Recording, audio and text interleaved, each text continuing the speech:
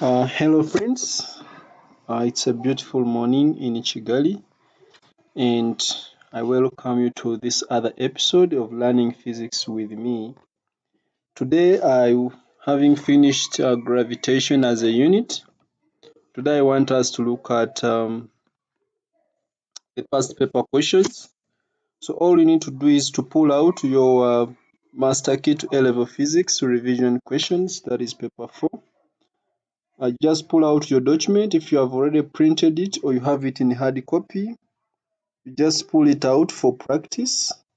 This is the document I'm talking about.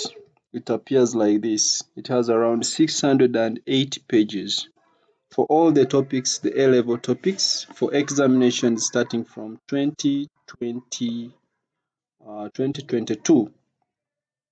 And in this document, you have all these topics. I think we have already finished this one here. We have finished temperature, ideal gases, and thermal properties.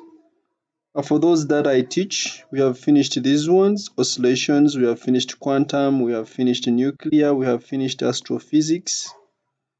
But I'll record past paper questions for astrophysics. I'll record the solutions. And this one has been recorded. I think all of them have been recorded. And so I want us now to look at gravitational fields. I want us to record past paper or to go through past paper questions in gravitational fields. At the end of this lesson, or at the end of this unit, after going through several past paper questions, I believe you'll have enough confidence to handle them. So we are moving to gravitation, and this is page 2. Gravitation.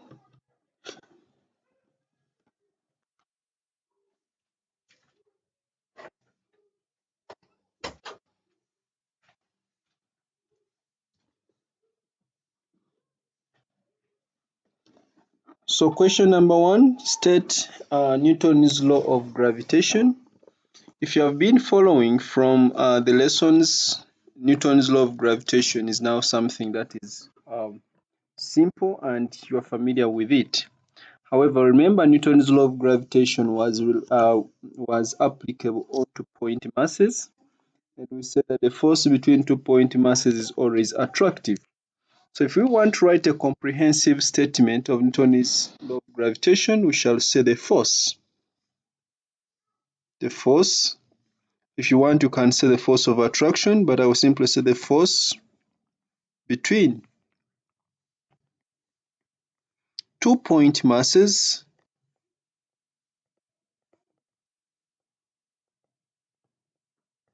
the force between 2 point masses is directly proportional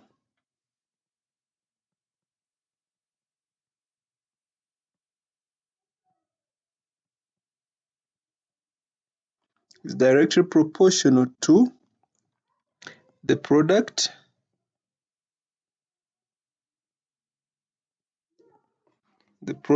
of the masses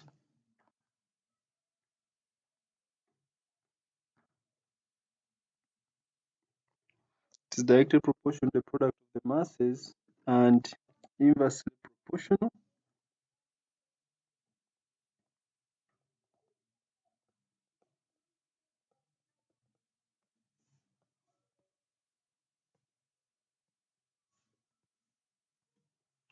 to the square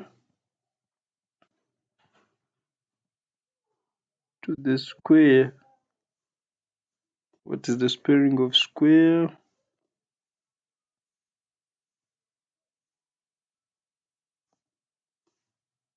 and inversely proportional to the square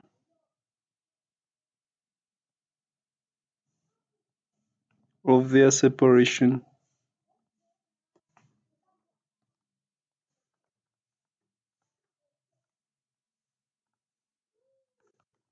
So that is Newton's law of gravitation, and the most important part is here.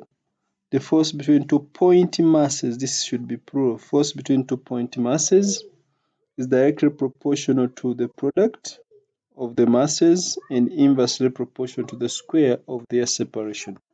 That is Newton's law of gravitation, or Newton's universal gravitation law. Part B, the planet Jupiter and one of its moons, I don't know how to read this, may be considered to be uniform spheres that are isolated in space. Jupiter has a radius r and a density rho. This planet, this moon here, has a mass of small m and is in a circular orbit about Jupiter with a radius nr. It is illustrated in the diagram. Okay, so the question says the time for, is it read as EO? The time for this moon to complete one orbit is given as capital T. Show that the time t is related to the mean density rho of Jupiter by the expression rho t squared is equal to 3 pi n cubed over g. So first of all, the radius of orbit has been given as nr, and the radius of Jupiter itself has been given as r. We know that the gravitational force of attraction between Jupiter and the moon will be responsible for providing the centripetal force. So that will be our starting point. We shall say they said show that T is related to the mean density rho of Jupiter by that expression where it is the gravitational constant. So we shall say that the gravitational force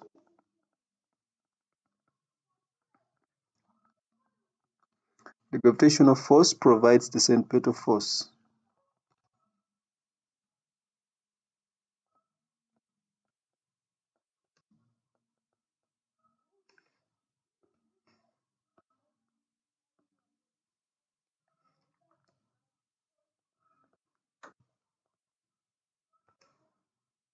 The gravitational force provides, I don't know why this is not behaving very well. So the gravitational force provides the centripetal force.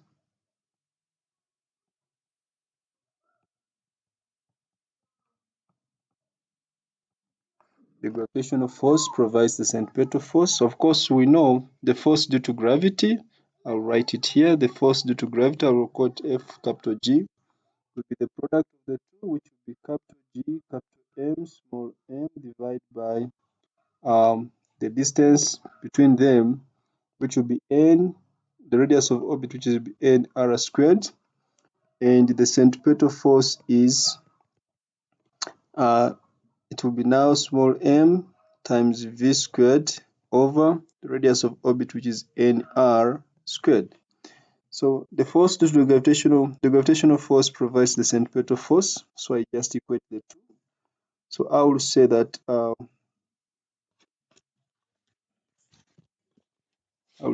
capital G. I will say that capital G, or let me start from the other side of centripetal force. So I will say I want to have enough space. So I will say m v squared over nr is going to be equal to capital G, capital M, small m over n r squared. So when we simplify this, small m has cancelled out, and this one here has reduced to this square. We also know that v is equal to omega times, v will be omega times r, which is the radius of orbit, which is actually nr. And we know that omega is 2 pi over t, so v is going to be equal to 2 pi over t times nr. Okay, so we can now substitute. Remember, it is squared. When I square this, I will have that v squared is going to be 4 pi squared over t squared times this one will also be nr, but it's also squared. This is going to be equal to g m over nr. So that is when I substitute. And also remember that the mass, capital M of Jupiter, is going to be equal to the density of Jupiter times its volume. The density of Jupiter times its volume, assuming that Jupiter is spherical, its volume is the volume of a sphere. So this is going to be density times 4 over 3 pi. This time the radius is the radius of Jupiter, not the radius of orbit. So this will be r cubed. That is the mass of Jupiter. So I can still go ahead and substitute here, but of course after cross multiplying. So I now have that 4 pi squared. When I multiply this by this, it becomes n r cubed divided by t squared is equal to capital G times, where there is m, I have density 4 over 3 pi r cubed. Okay, so what remains is making rho t the subject. I'm making rho t squared the subject. You will notice that there is r cubed here and there is r cubed here, so it cancels out. There is 4 pi here, which reduces 4 pi squared. Okay, so the 4, I'll first of all cancel. Let me change the color for simplicity. I'll first of all cancel out 4, and I'll cancel this square with this pi. I know that on this side I remain with the pi n r cubed n this is n cubed r cubed, so I remain with n cubed over t squared. This is equal to the other side. This r cubed has cancelled with that, so the other side I have g times rho divided by 3 only. And when I just rearrange this, rearrange by cross multiplying, I now have that 3 times pi n cubed is going to be equal to capital G times rho times t squared. So it therefore implies that rho times t squared is simply equal to 3 pi n cubed divided by capital G as required. So this is just simple algebra. It is not really much physics. It's just algebra. Okay, part C, Roman 1. The radius r of Jupiter is given as this. And the distance between the centers of Jupiter and that moon is given as that. The distance between the centers of Jupiter and the moon is given by that. That means we now have n. Remember, the distance was called n times r. So n times r has been given as 4.32 times 10 power 5 kilometers. So it will be times 10 power 3 to change it to meters. Since we know the radius of Jupiter, we can now estimate n. So n is going to be equal to 4.32 times 10 power 8 divided by r, which is 7.15. To change it to meters, it will be times 10 power, that is 10 power 7. Then I press my calculator. By pressing the calculator,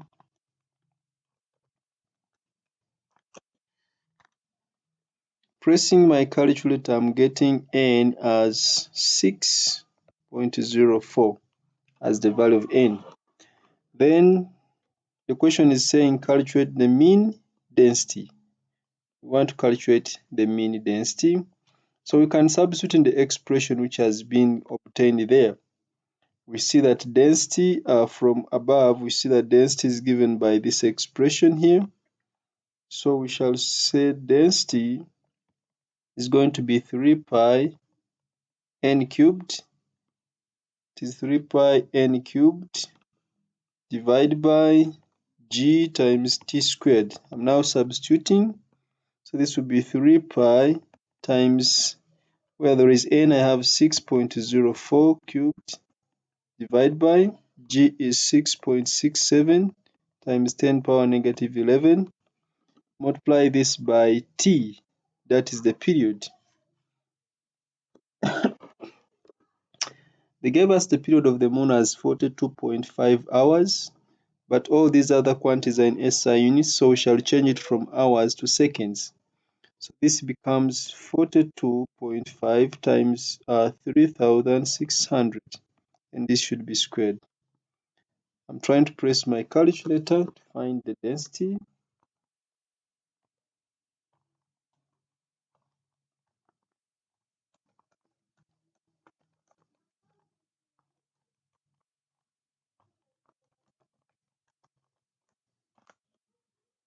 So the density is actually 1.33 times 10 power 3. That is kilograms per meters cubed. So the density is approximately 1.33 times 10 power, no, not, no, but yeah, power 3. Okay, part 2. Part 2. The Earth has a mean density of 5.5 times 10 power 3. It is said to be a planet made of rock. So in other words, it is a terrestrial planet. By reference to your answer in Roman 1, comment on the possible composition of Jupiter. So you notice that the Earth is made of rock and see how dense it is. It is about, how many times is this? Let me see, 5.5 divided by 1.33. It's around 4 times denser than Jupiter. Also, in your mind, you know the density of water as being approximately 1,000 kilograms per meters cubed. You have that in mind. And if I have this in mind as the density of water and the density of air, let me just leave the density of air.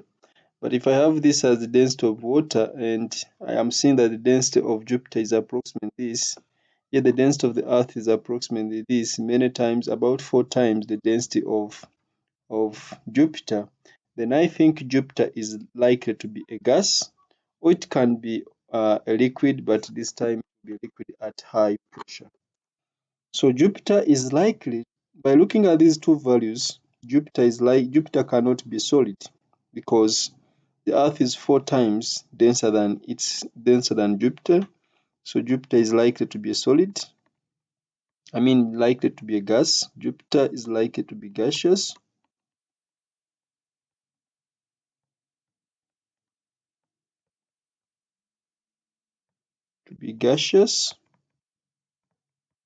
Or a liquid at a high pressure.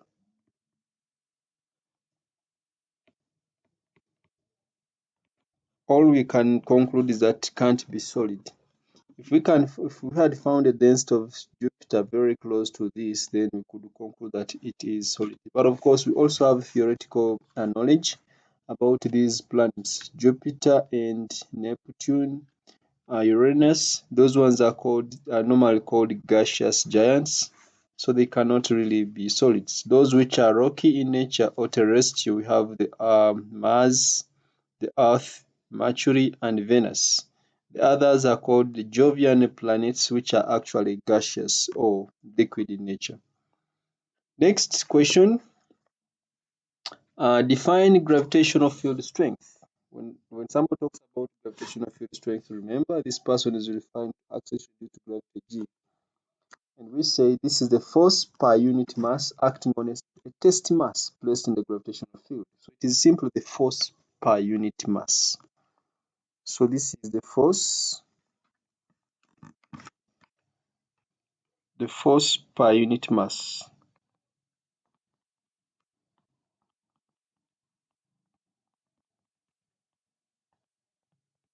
The force per unit mass acting on a test mass placed in the field or in the gravitational field.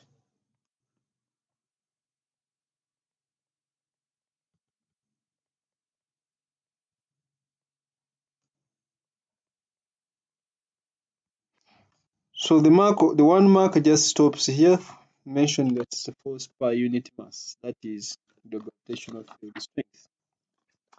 Part B, explain why for the changes in vertical position of a point mass near the Earth's surface, the gravitational field strength may be considered to be constant. So explain why for a point mass near the Earth's surface, the gravitational field strength the gravitational field strength may be considered to be constant. So first of all, we are going to look at the changes in height. They say near the Earth's surface. If it is near the Earth's surface, it means that the changes in height are much less than the radius of the Earth itself. That means if I add the change in height to the radius of the Earth itself, it is approximately the same. And note that the field lines that are radial, when you come close to the Earth's surface, as long as the change in height is very small, the field lines are almost parallel. So what does that mean? The gravitational field strength at a height h, which is very close to the Earth's surface, is approximately the same as the gravitational field strength close to the Earth's surface. So we are saying that the changes in height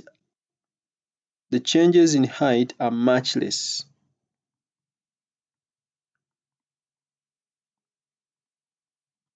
The changes in height,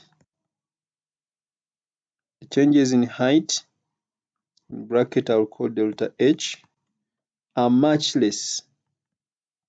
This is very important. Much less, much smaller, are much smaller than the radius,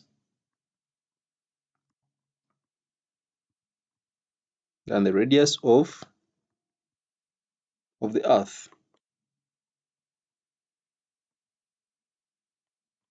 The changes in height are much smaller than the radius of the Earth. This means the radial field lines are almost parallel.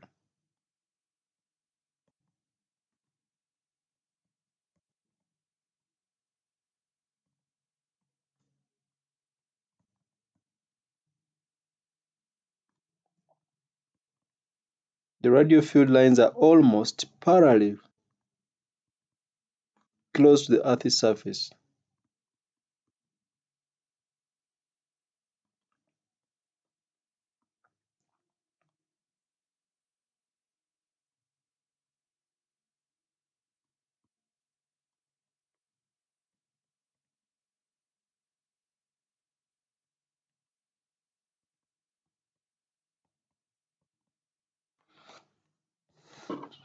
And because the radial field lines are almost parallel to close to the Earth's surface, of course, when you have parallel field lines, G is constant.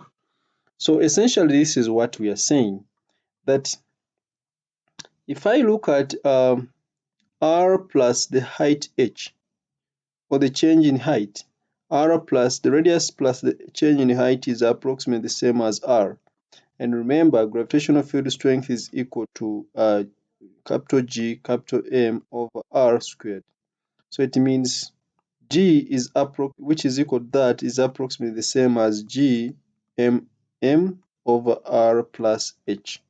After all, this is R plus H is approximately the same as R. And if that is true, then the gravitational field strength may be considered constant. So the changes in height are much smaller or much less than the radius of the Earth. That means the radial field lines that we already knew will now be almost parallel when you come close to the Earth's surface. It's for this reason I mentioned that your height at on the bottom of the building will not be your weight at the bottom of the building will not be significantly different from your weight at the top of the building. Part C. The orbit of the Earth about the Sun is approximately circular with that radius. We call this the astronomical unit, the mean Earth to Sun distance. The time period of the orbit is 365 days. Determine a value for the mass m of the Sun. Explain your working. So the Earth is orbiting the Sun. That means the gravitational force provides the centripetal force. When they say explain your working, they are looking for this statement. The gravitational force, which is the gravitational force of attraction, provides the centripetal force.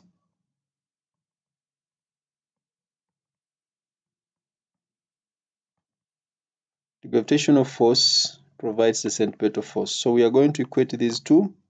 So G M small m, I'll use capital M for the Sun and small m for the Earth, divide by the radius of orbit. I will simply call it r squared. This will be equal to m v squared over r.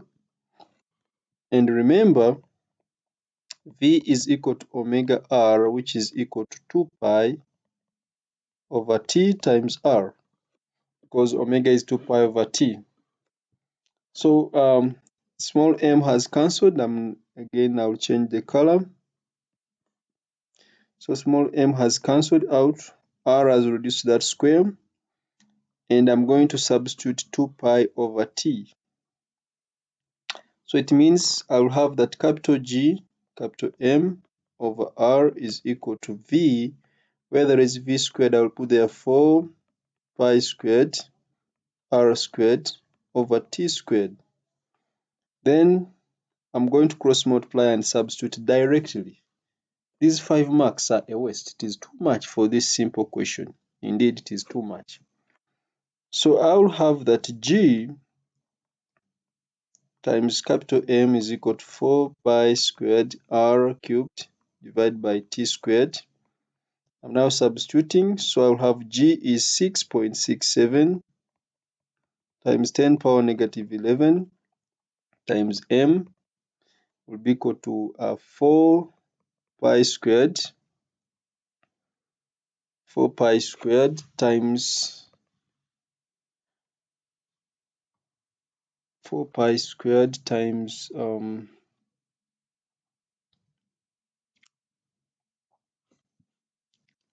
R.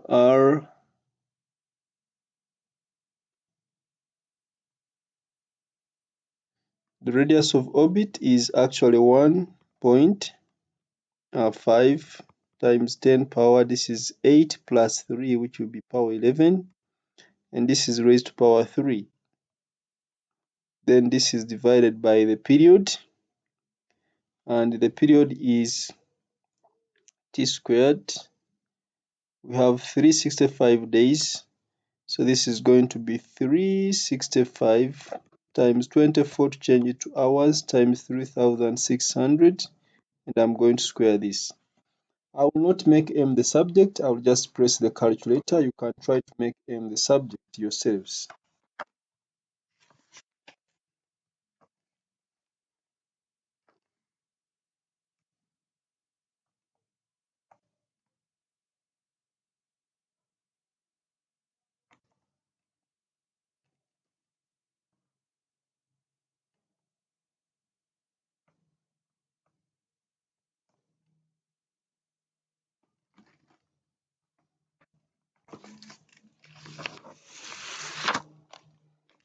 So pressing, I'm making M the subject. In other words, I just take this one the other side. So I press my calculator.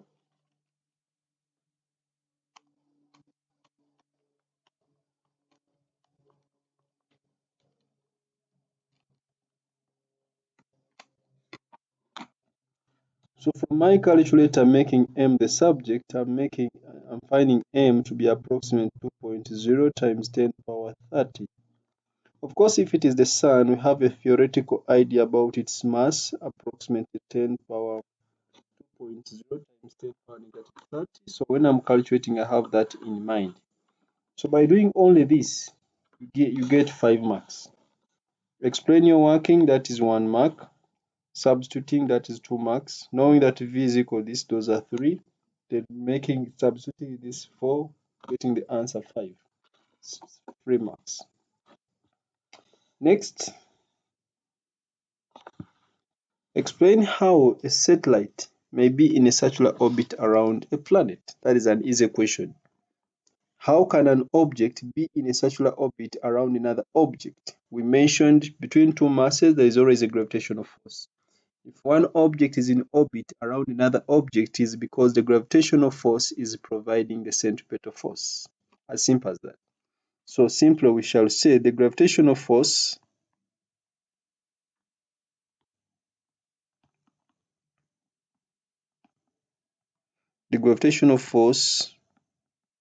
of attraction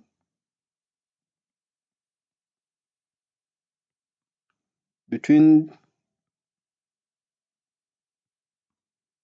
the satellite and the planet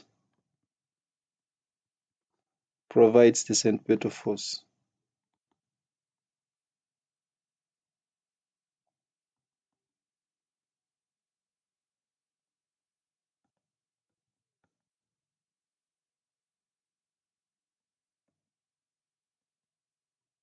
On the satellite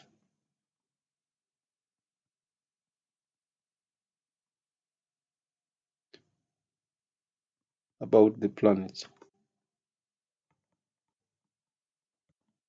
So it's the gravitational force of attraction between the satellite and the planet which provides the centripetal force on the satellite about the planet.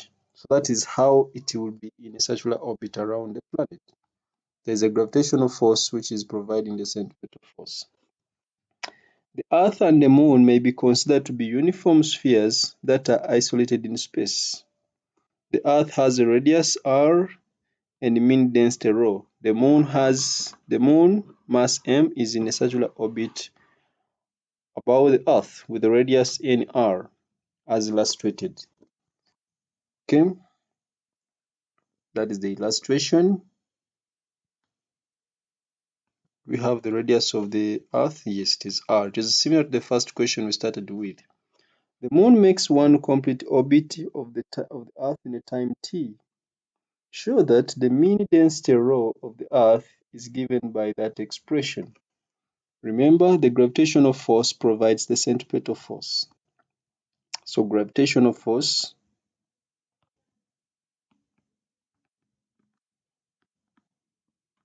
provides the centripetal force.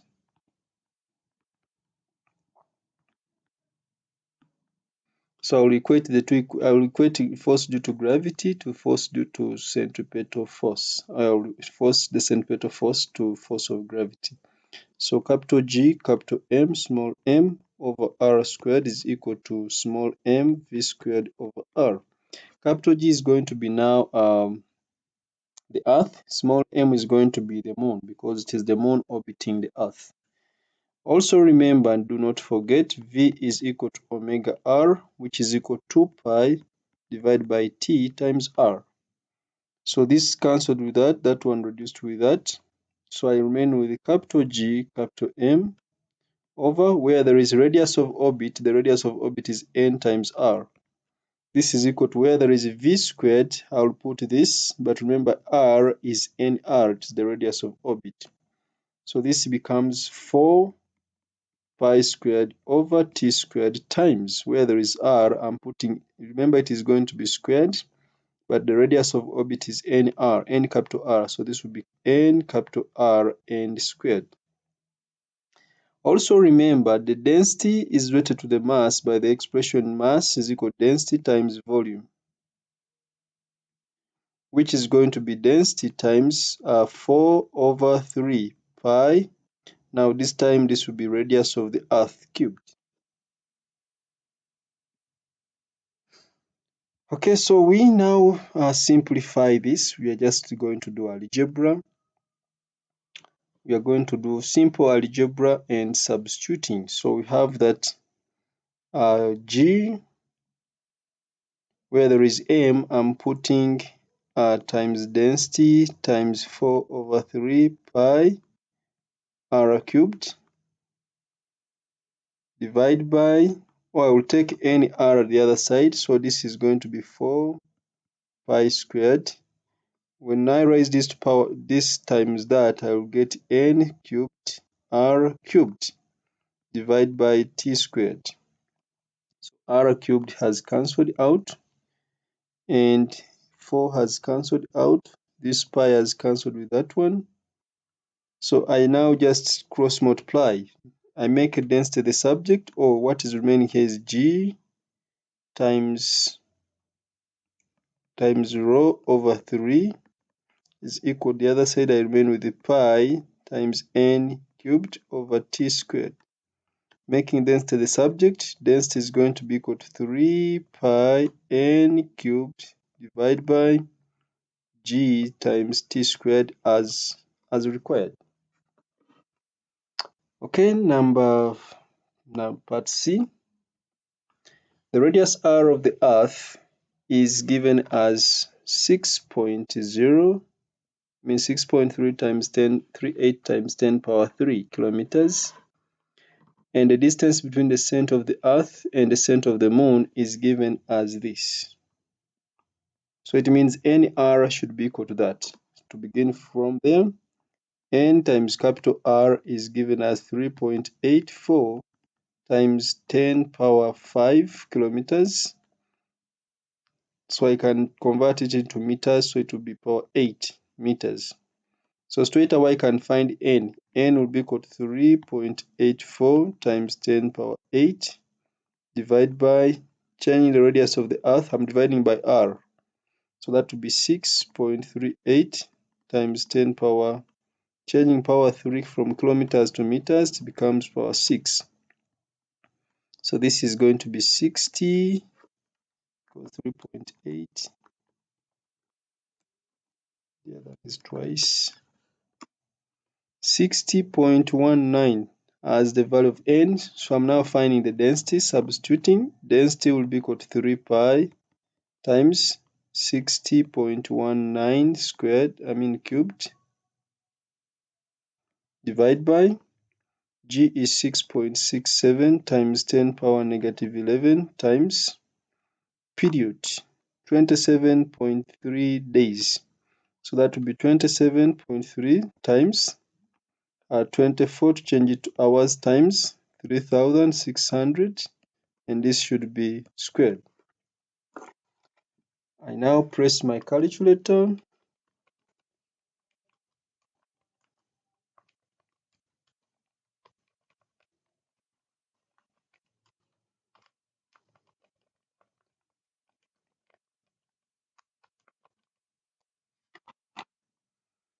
So pressing my calculator, I'm getting the density straight away as 5.54 times 10 power 3. Of course, this is a very big density. You can easily conclude that the Earth is rocky or terrestrial or solid in nature. Next, the gravitational potential at a point is what we want to define. Define gravitational potential at a point. I think this was in lesson 5 where we looked, or lesson 4 where we looked at gravitational potential. And we said, we imagine moving a unit mass from infinity to a point in the gravitational field, or to a point where it experiences the gravitational field. So this is the work done. The work done per unit mass in bringing or in moving a small test mass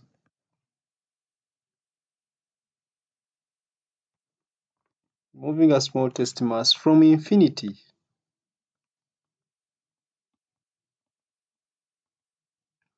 to the point. So what we call the gravitational potential at a given point is the work done in moving a unit test mass from infinity to the point, to that point. That is the gravitational potential. The work done per unit mass in moving a unit mass from infinity, to a point in the gravitational field, or to the required point. That is what we are calling gravitational potential. Next, a rocket is launched from the surface of a planet and moves along a radial path as shown in the figure. So we are seeing that the distance from the surface to this point is 4r. That means the distance from the center to that point should be 5r plus 4r, which is 5r. And the distance from the center to that point is going to be r plus r, which is 2r. Those distances are very important because all calculations are being obtained by taking distances measured from the center. So from A to the center is 2r, from B to the center is now 5r. Okay. The planet may be considered to be an isolated sphere of radius r. For an isolated sphere, since the field is radial, the mass appears to be concentrated at the center of the sphere. So with all of its mass m concentrated at its center, point A is a distance r from the surface of the planet. Point B is a distance 4r from the surface. Show that the difference in gravitational potential phi, change in phi between points A and B, is given by the expression that. Okay, so we want to show that the difference in gravitational potential is given by that. So we can find potential. We know that potential is given by negative capital G capital M over R. Potential is always negative. If you want, you can verify on the surface of A, potential on the surface of A is going to be, or at point A is going to be negative Gm. The distance from the center at point A was 2r. Then potential on surface at point B is going to be negative Gm. Then the distance to point B was 5r from the center. So we want the difference. So the difference in potential. Potential at point A is greater than potential, is less than potential at point B. So it means this one is bigger than the other one. Therefore, we shall say a negative, this will be potential at point B minus potential at point A, which will be negative Gm over 5r minus negative Gm over 2r. So this means the change in potential is therefore going to be, because this is minus negative, it becomes positive, so it becomes Gm over 2r minus Gm over 5r. A mathematician cannot do all this because you see it is just 1 mark, but I'm doing this specifically for PCB students. LCM, we multiply this, it gives us 10r, that is the LCM. 10r divided by this times that, you get 5gm. Then 10r divided by this, that is 2 times that, you get minus 2gm. So when you subtract, you notice that the difference in potential is going to be 3gm divided by 10r as required. Okay, next. The rocket motor is switched off at point A. During the journey from A to B, the rocket has a constant mass of 4.7 times 10 power 4 kilograms, and its kinetic energy changes from 1.7 to 0.88 terajoules. For the planet, the product Gm is 4.0 times 10 power 14. It may be assumed that the resistive forces to the motion of the rocket are negligible. Use the expression in B Roman 1 to determine the distance from A to B. So they have told us that the change in potential is equal to 3gm divided by 10r. You can first of all find this or simplify this. So this is the same as 3. Note that gm has been given as this, so this will be 3 times 4.0 times 10 power 14 divided by 10 times r. We don't know r for now. We don't know r for now. But also, they have given us its kinetic energy changes. So the work done to move from one point to another point should be the change in kinetic energy. And remember, change in kinetic energy will be actually the same as the change in the potential, because the gain in potential energy will be equal to the gain or the decrease in kinetic energy. Therefore, we shall say that the change in potential energy is, we know that this is mass times the change in potential. This will be the same as the loss in kinetic energy. The gain in potential energy will be equal to the loss in kinetic energy. So this will be the same as this is 1.70 minus 0.88. That is the difference in energy times 10 power 12 to change it from tera to just joules. This is the same as the mass, which is going to be, the mass is given. Where is the mass? Yes, the mass is given as 4.7 times 10 power 4. I'm now substituting for this side, times the change in phi, which is 3 times 4.0 times 10 power 14 divided by 10R. So now I have this part here. I will just pick my calculator because I don't have enough space. But anyway, let me make R the subject, no problem. So making R the subject, so in the numerator I have a 1.7 minus 0.88. 1.7 minus 0.88. So this is giving me, note that I'm bringing R up, so I will take this one down. So I remain with the 4.7 times 10 power 4 times 3 times 4.0 times 10 power 14 divided by, here in the denominator I remain with the 10 times, I'm bringing this one also in the denominator, which is 0.82 times 10 power 12. Answer radius.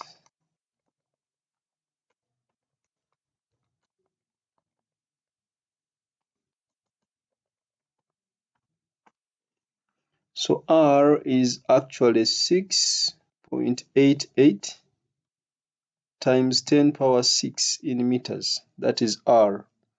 But that's not what I want. I want the distance from A to B.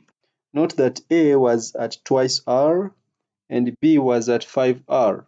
So it means the distance from A to B is going to be 5R minus, this will be okay, 5R minus 2R, or 4R minus R, which is 3R, or 5R minus 2R, which is still 3R. So this will be equal to 3 times 6.88 times 10 power 6. I'm just pressing my calculator. I multiply that by 3. So the distance we are looking for from A to B is 2.1 times 10 power 7 in meters. Okay, that is quite good. Define gravitational field strength again. Many of these questions will be a repeat because I just selected them randomly from past paper questions. But even if they are a repeat, they give you more confidence because the more times you go through the same question, the more it becomes part of you. So gravitational field strength is simply the force per unit mass. So this is the force acting on a unit mass, or the force per unit mass acting on a small test mass,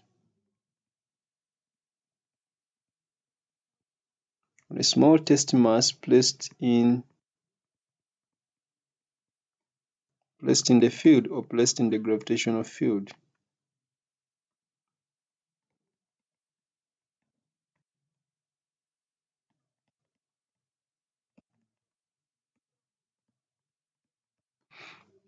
So note that the mass always moves in the direction of the resultant field, which is always towards the largest mass. So it is the larger mass which creates a resultant field. Okay, next. The nearest star to the Sun is Proxima Centauri. The star has a mass of 2.5 times 10 power 29 kilograms and is a distance of 4.0 times 10 power 13 kilometers from the Sun. The Sun has a mass of 2.0 times 10 power 30 kilograms. State why Proxima Centauri may be assumed to be a point mass when viewed from the Sun. State why Proxima Centauri may be assumed to be a point mass when viewed from the star. When viewed from the Sun, the star has this mass, and it's a distance 4.0 times 10 power 13 kilometers from the Sun. The Sun has a mass of this. Two masses can only be called point masses if and only if their separation is much greater than their diameter or their size or the radius of any of them. So we are saying the radius, the diameter, or the size of Proxima Centauri could be much smaller, much less than the separation of the star from the Sun. So we are saying the radius or the diameter or the size of Proxima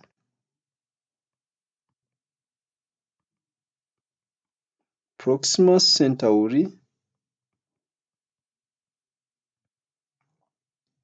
the radius, diameter, or size of Proxima Centauri is much less than the separation. What is the spelling of separation? Is much less than the separation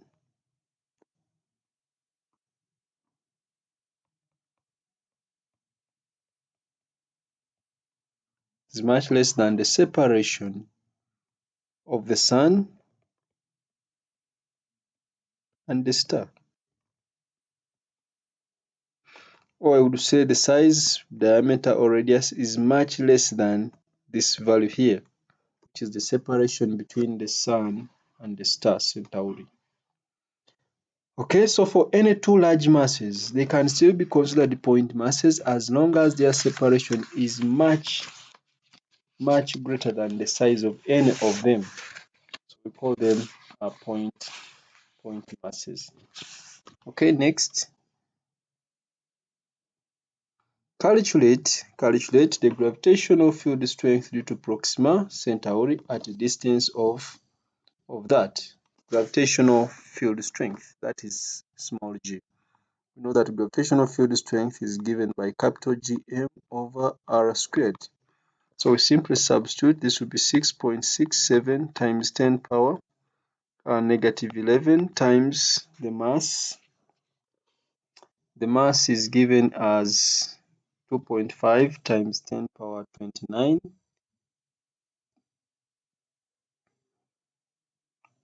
The mass is given as 2.5 times 10 power 29.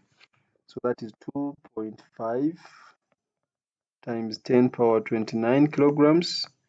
So when we say gravitational field strength due to Proxima Centauri at that distance, we assume a distance, a point at this distance from Centauri. So the mass creating the field is the mass of Proxima. So divide by, this will be 4.0 times 10 power. Because this is in kilometers, you will add 3 to this, so it becomes times 10 power 16. And this is squared. I pick my calculator.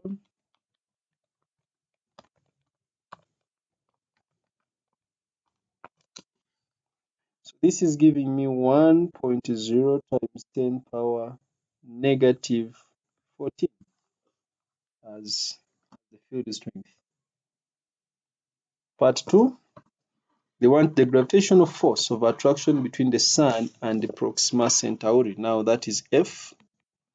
F can be mg, or you can again you say this is capital G, capital M. One of them will now be a small m divided by r squared. But since I've already calculated this value here, I've considered one of them, g times, if I say Proxima Centauri is small m, so g times m over r squared is this. So I'll just multiply by one mass which I didn't consider in the first part.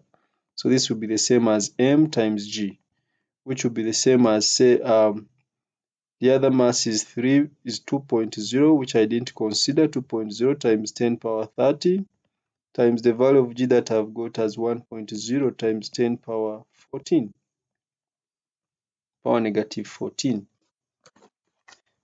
I pick my calculator, or you could substitute the masses directly here. It takes you back to the same thing.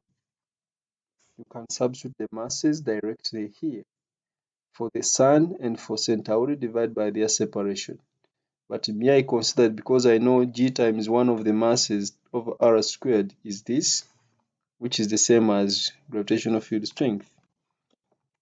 So I can just multiply this, and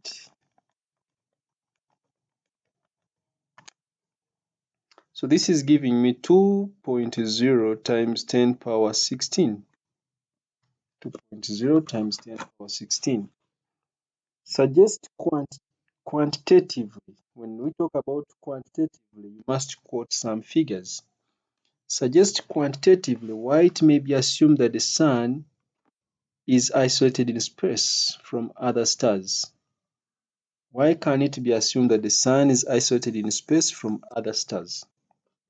There are several reasons why it can be assumed that the Sun is isolated in space from other stars.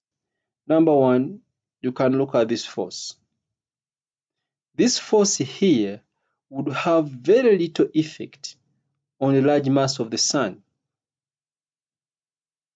This force of 2.0 times 10 power 16 newtons would have a very small effect on the large mass of the Sun, because if this is the field strength at the position of the Sun caused by Proxima Centauri, then, and we are seeing that the gravitational force between the Sun and the Proxima Centauri is this, yet the Sun is times 10 power 30, then this force would have a very small effect on the large mass of the Sun.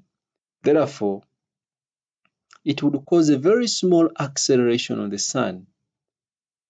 The acceleration would be too small and almost negligible. That's number one. That's one way of thinking about it. The other way of thinking about it is that there are many stars surrounding the Sun. Therefore, and each star is exerting a force on the Sun. So the Sun is experiencing forces in all directions around it. Therefore, the resultant force on the Sun will be zero. That's another way of thinking about it. So I say the force, I've mentioned that the force of 2.0 times 10 power 16 newtons would have very little effect,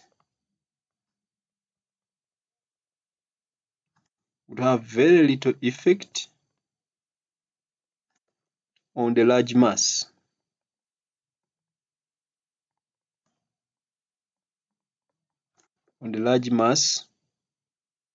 of the Sun,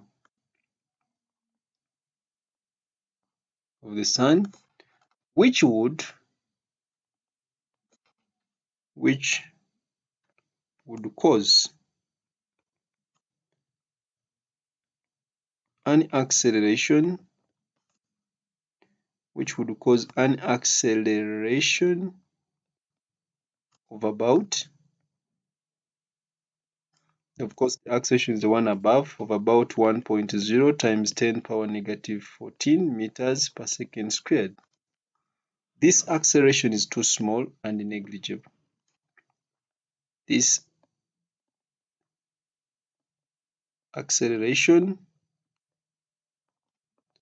is too small and negligible.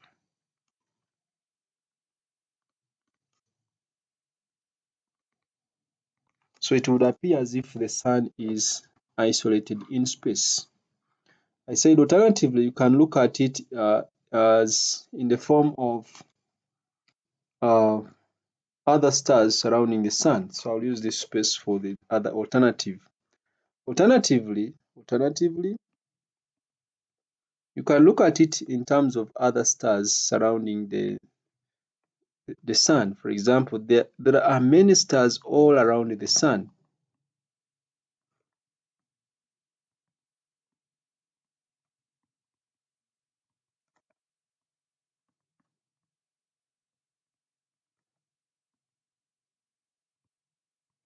There are many stars all around the sun, so it means the net force. So the net force of all their fields. So the net, no, let me not say net force, net effect.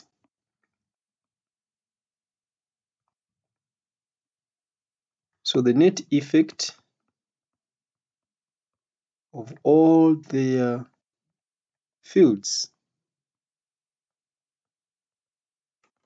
or all their forces is zero. That's why the sun will appear as if it is isolated, is isolated in space from other stars. For any star which is surrounded by other stars in all directions, the net field acting on it is approximately zero. So it may be considered to be isolated in space.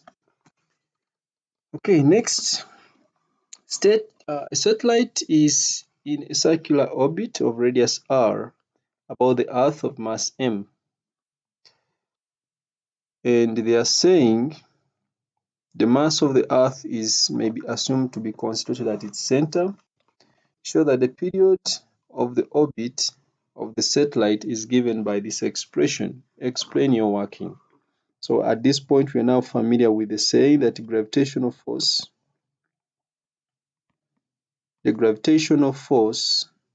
provides the gravitational force provides the centripetal force.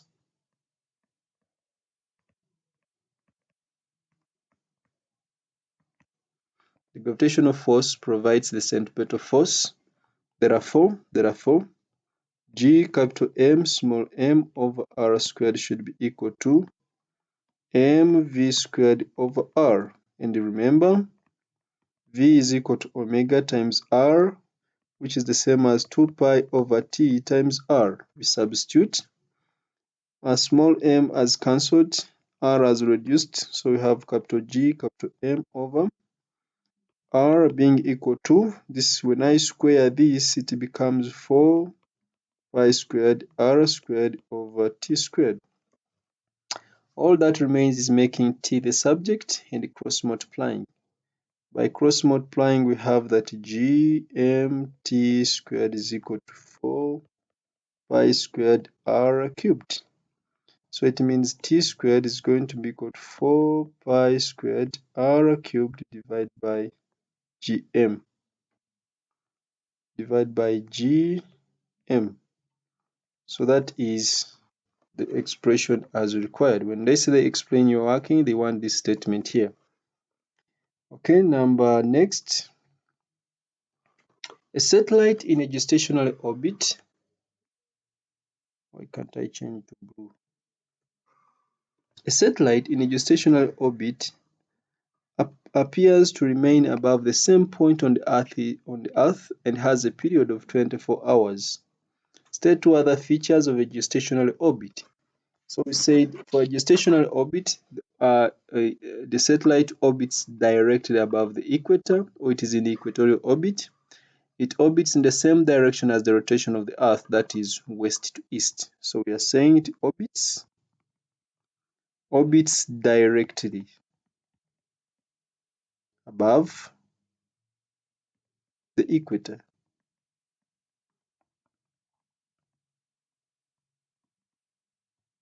Orbits directly above the equator.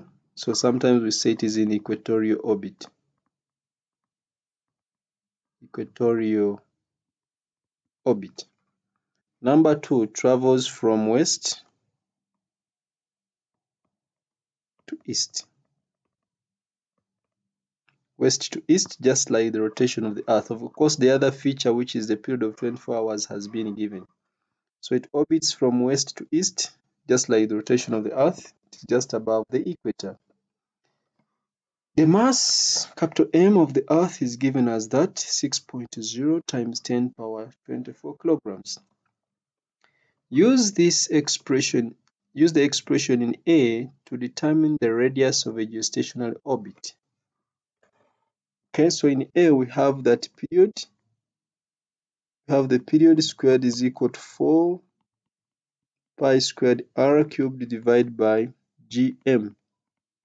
So we want to use this to determine the radius of a geostationary orbit. Since it is geostationary, the period is 24 hours, so this will be 24 times 3600, but this should be squared. This will be equal to 4 pi squared r cubed divided by g is 6.67 times 10 power negative 11 times 6.0 times 10 power 24. That is the mass. When I make r cubed the subject, I'm just going to press my calculator to find r cubed. 24 times 3600 squared times 6.767 times 6.0 divided by 4 pi squared. So this is 7.57 times 10 power 22. When I find the cube root, I'm finding the cube root. So this is giving me 4.23 times 10 power 7 meters. So that is the radius. We wanted to find the radius of orbit, so that is 4.23 times 10 power 7 meters. Then, but C, a global positioning system orbits the Earth at a height of 2.0 times 10 power 4 kilometers above the Earth's surface. The radius of the Earth is 6.4 times 10 power 3 kilometers. Use your answer in B and the expression that t squared is directly proportional to r cubed to calculate in hours the period of the orbit of the satellite. Okay, so I'm just going to use this expression. So it means that because they are orbiting the same center, then the constant k is the same. So t squared is going to be equal to k times r cubed. They said a global positioning system orbits the Earth at a height of that, above the Earth's surface, and the radius is that.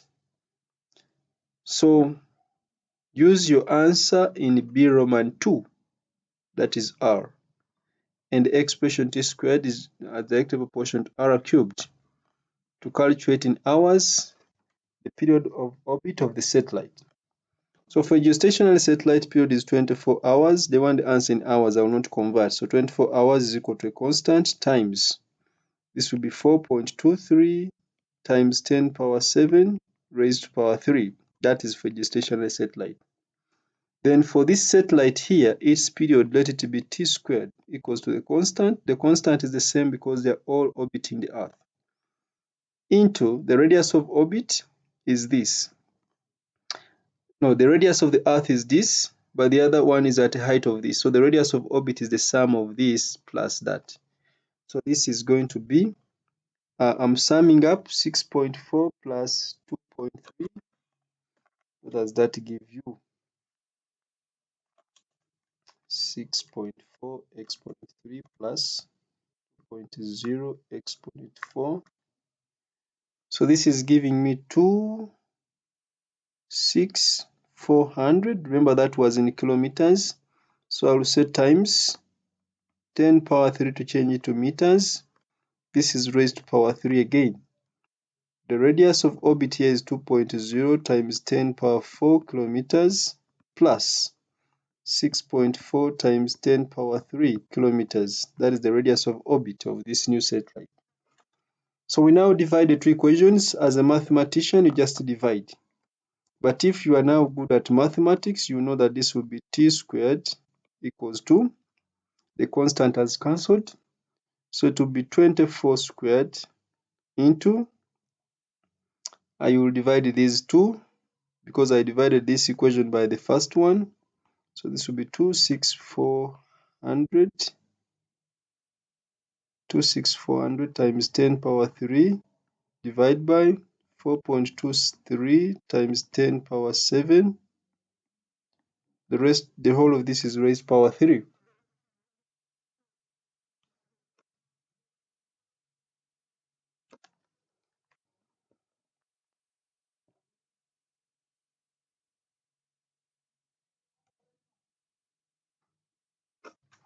So I'm pressing my calculator to 64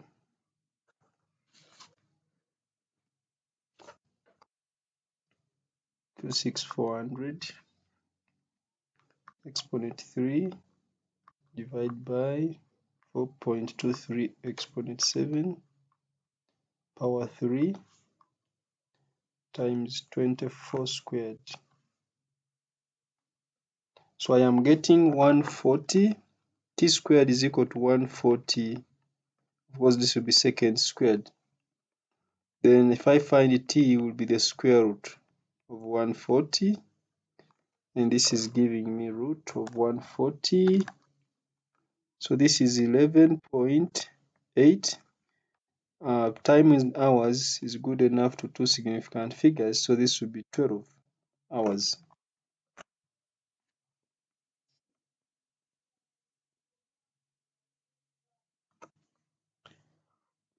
On the figure figure 1.1, draw lines to represent the gravitational field outside a uniform sphere. So of course we know that the field is radial. I'll try to use a ruler so that people can know that it must be neat.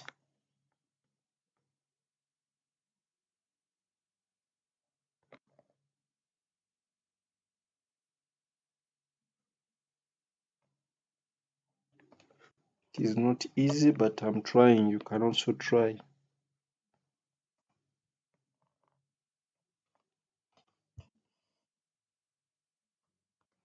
So we know that the field is radial. That's the only thing I want to show people. The field is attractive, points towards the center, and it is radial. As simple as that. The field is radial and points towards the center. So for you can use a ruler to draw a very neat diagram. So the field is radial and points towards the center of the earth.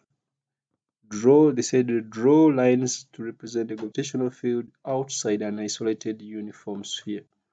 That one we have finished.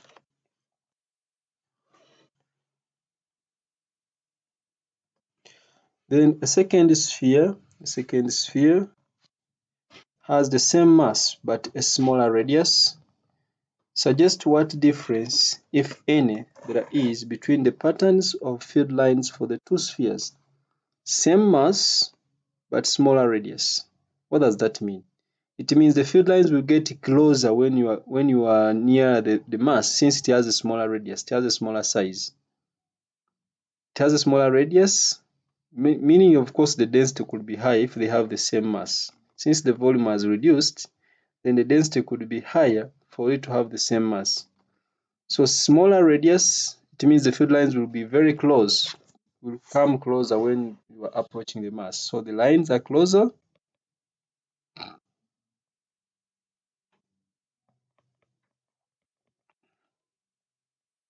Let me add the field lines. Field lines are closer near the surface. Near the surface of a smaller mass.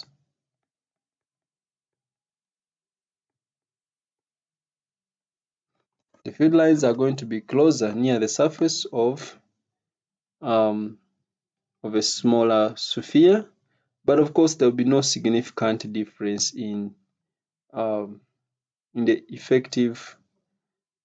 There will be no significant difference in the field strength. So suggest what there will be no significant difference in the pattern of the fields because they will all be radial. The field lines are closer near the surface of a smaller sphere, but no significant difference in the pattern.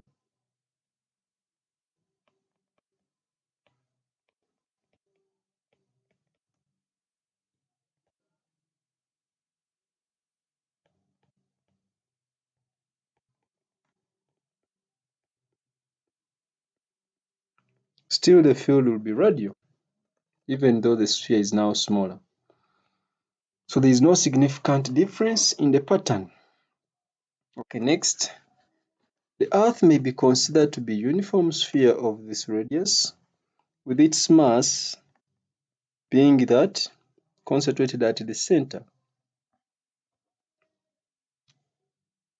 So this is what they have demonstrated here. Of course, we know the Earth spins on its axis west to east. I think this is 2 power 24 kilograms. A mass of 1.0 kilograms on the equator rotates about the axis of the Earth with a period of 1 day. In other words, it is above the equator, it is rotating about the axis of the Earth with a period of 1 day. Calculate to three significant figures. This is very important. To three significant figures. The gravitational force Fg of attraction between the mass and the Earth. So the force due to gravity is given by capital G, capital M, small m, over r squared. We now substitute 6.67 times 10 power negative 11. The large mass is 5.98 times 10 power 24 for the Earth. The small mass is 1.00. The distance between, because it's on the surface, this will be the radius of the Earth. So this will be 6,380. It was given in kilometers, so we shall say times 10 power 3. And then this is squared. To three significant figures, remember. So I'm pressing my calculator.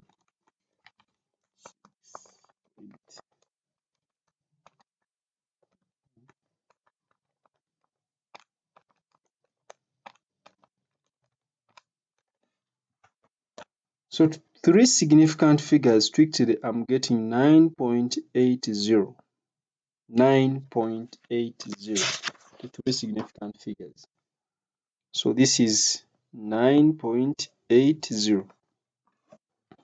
Then the centripetal force on the 1.0 kilogram mass. So centripetal force, we know centripetal force is given by mv squared over r. And remember, v is omega r, which is 2 pi divided by 2 pi r over t. So we now substitute. The centripetal force is going to be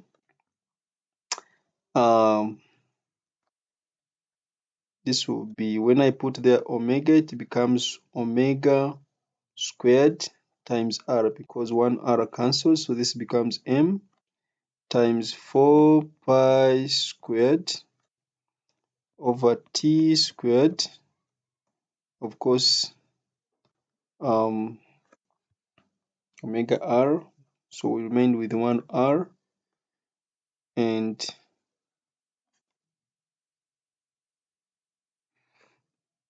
so this will be times r. That will be times r. You just substitute this into that expression and see what you come up with. So when I substitute, I'm now going to substitute here. I will substitute directly. So this will be equal to, the mass is 1 kilogram, 1.00, times 4 pi squared, times r is 6,380, times 10 power 3 to change it to meters. Then divide by t. Period is 8.64 times 10 power 4, but it is squared. I now press my calculator.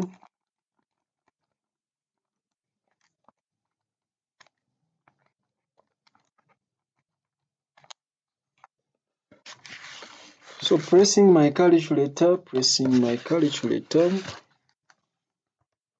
I am getting 0 to 3 significant figures. Remember, 0.0, those are not significant. 1, 2, 3.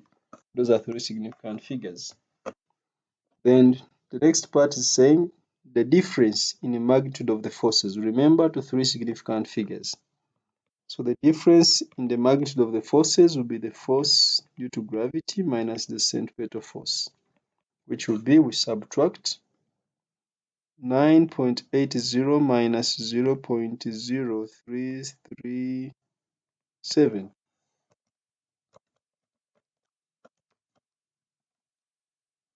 So this is giving me 9.77 as the difference to 3 significant figures still. Part C, by reference to your answers in B, note that in A it was force due to, in Roman 1 it was force due to gravity, in B it was, and in Roman 2 it is centripetal force, in Roman 3 it is the difference, or the resultant. So by reference to your answers in B, suggest with the reason a value for the acceleration of free fall, that is the acceleration due to gravity, on a unit mass.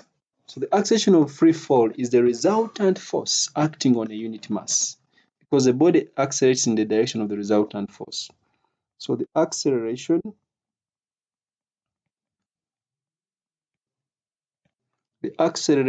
of free fall, that is gravitational field strength, is the force resultant force acting on a unit mass. The acceleration of free fall is the resultant force. The resultant force per unit mass. Note that here we have been considering a mass of 1 kilogram. And the resultant force on the mass of 1 kilogram is a 9.77. So thus, the acceleration is equal to 9.77 meters per second squared. So this is newtons per kilogram, which is meters per second squared. So the acceleration of free fall, or the resultant, the gravitational field strength, or the resultant gravitational field, is going to be the resultant force per unit mass. So it means the acceleration is going to be 9.77 meters per second.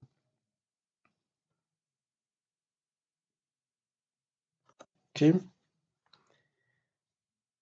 If an object is projected vertically upwards from the surface of a planet at a fast enough speed, it can escape the planet's gravitational field. So that speed will be called the speed of escape, or the velocity of escape.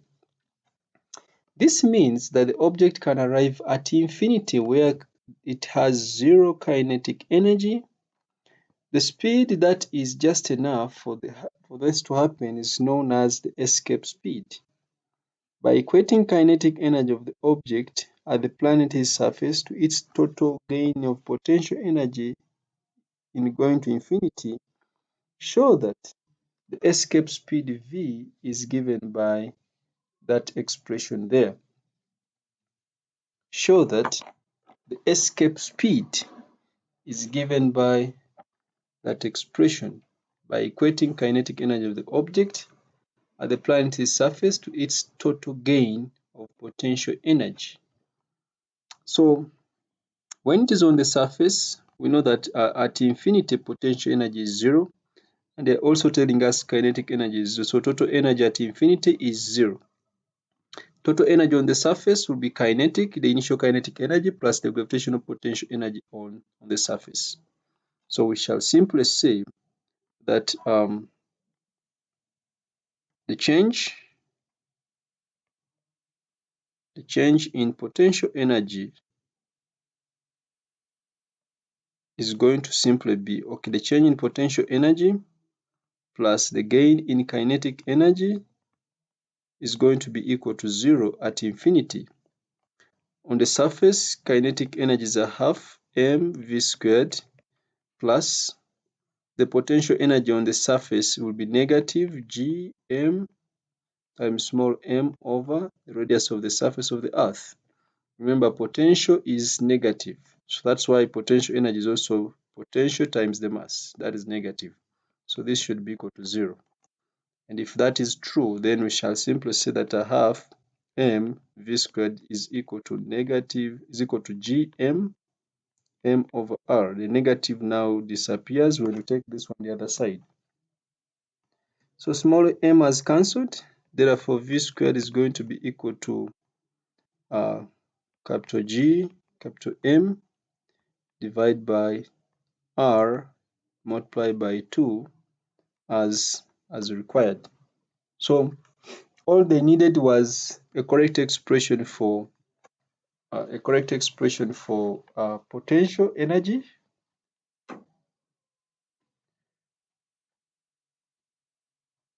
or you could simply get the gain in potential energy by subtracting the one from infinity, which is 0, minus the one which is at the surface, which is negative G capital M small m over r. Then you equate kinetic energy to that potential energy. So that gives us that expression as required. Okay, hence show that v squared equals to 2rg, where g is the acceleration of free fall. I can begin with the acceleration of free fall.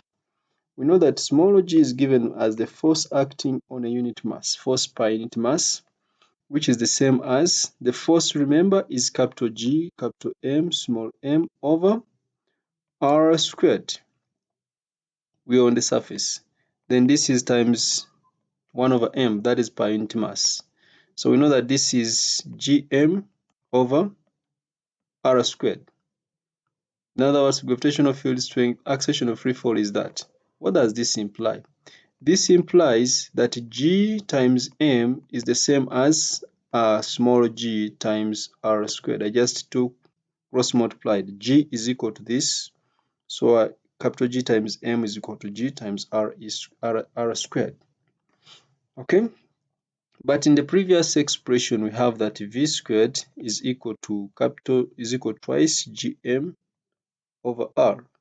So I'm now just going to substitute where there is gm, I put there, so it will be twice gr squared divided by r, which becomes or which implies that v squared is now equal to, this one cancels the square, so it becomes twice rg as required.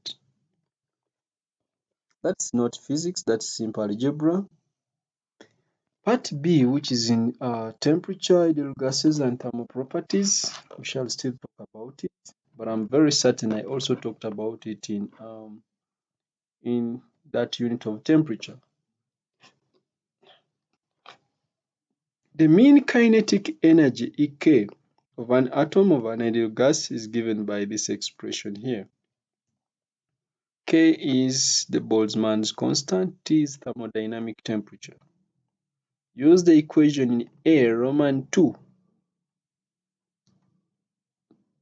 Using the equation in A, Roman 2, estimate the temperature at the Earth's surface such that helium atoms of this mass could escape to infinity.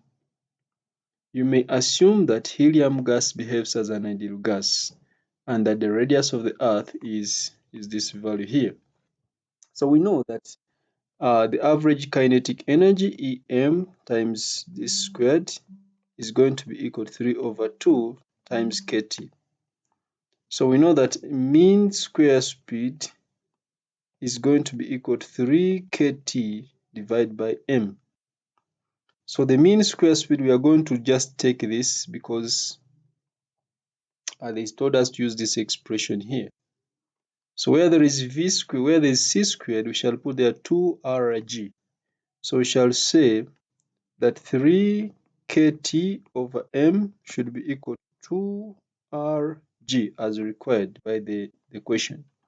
So making t the subject and substituting, we shall have 2 times the radius, which is 6.4 times 10 power 6 times g, which is 9.81 on the Earth's surface, then times the mass. I'm cross multiplying, remember I'm making t the subject, so times the mass, which is 6.6 times 10 power negative 27 for a molecule, for atoms.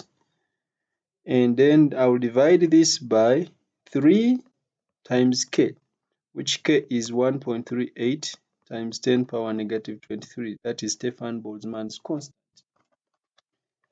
I pick my calculator. 2 times 6.4 exponent 6 times 9.81 times 6.6 exponent negative 7 divided by 3 times 1.38 exponent negative 23. So I'm finding my value of T to be 2.0 times 10 power 4. 2.0 times 10 power 4 in Kelvin. You can also verify. Okay, next. A planet of mass m is in a circular orbit of radius r about the sun of mass capital M as illustrated in the figure. So they have illustrated this. The magnitude of the angular velocity and the period of revolution of the planet about the sun is omega and t respectively. State what is meant by angular velocity. I think we defined this in circular motion. The rate of change of angular displacement swept out by the radius of a circular path is the angular velocity. Remember we said omega was, I think, delta theta by delta t. That delta theta was angular displacement and delta t was time.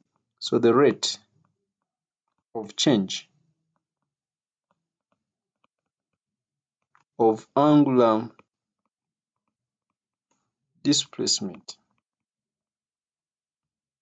the rate of change of angular displacement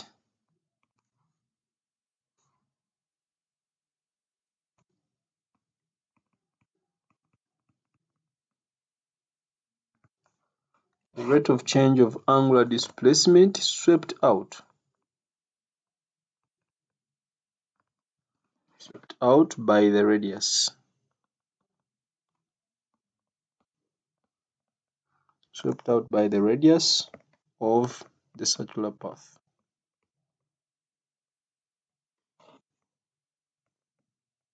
So that's what we call angular displacement. Note that if we consider this as the circular path and this is the point A, when it comes to this point, this radius here sweeps through this angle here. So the rate of change of the angular displacement swept out by this radius, or the radius of the circular path, is what we are calling the angular velocity.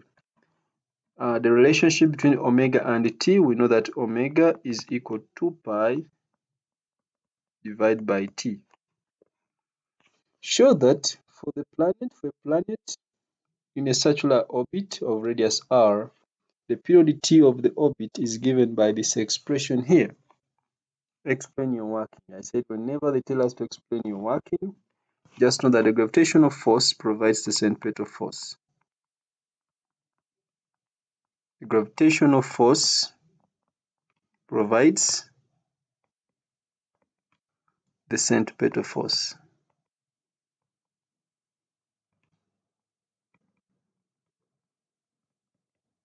The gravitational force provides the centripetal force, so we are going to equate the two. So capital G, capital M, small m over r squared should be equal to small m v squared over r. So small m has cancelled. And do not forget that v is equal to omega times r. V is omega times r. And omega is 2 pi over t. So this is 2 pi times r divided by t. So we are now substituting. So we have G, capital M, 1r has cancelled with that, divided by r is equal to, where there is v, I'm squaring, so it is 4 pi squared r squared over t squared. So we can cross multiply. So we have t squared this side, The other side I have 4 pi squared r cubed over gm. I want you to note that 4 pi squared over gm is equal to a constant. And if that is true, which implies that t squared is equal to c times r cubed, because 4 pi squared over gm is a constant, which I'm going to call c. Okay, so that is as required. Remember, gravitational force provides the centripetal force. Okay, data for the planets Venus and Neptune are given in the figure. Assume that the orbits of the planets are circular. Use the expression in B, that is t is directly proportional to t squared is directly proportional is equal to c times r cubed to calculate the value of t for Neptune. Use that expression to find the value of t for Neptune. Okay, so we are going to just use the expression. We shall find two equations. T squared is equal to c times r cubed.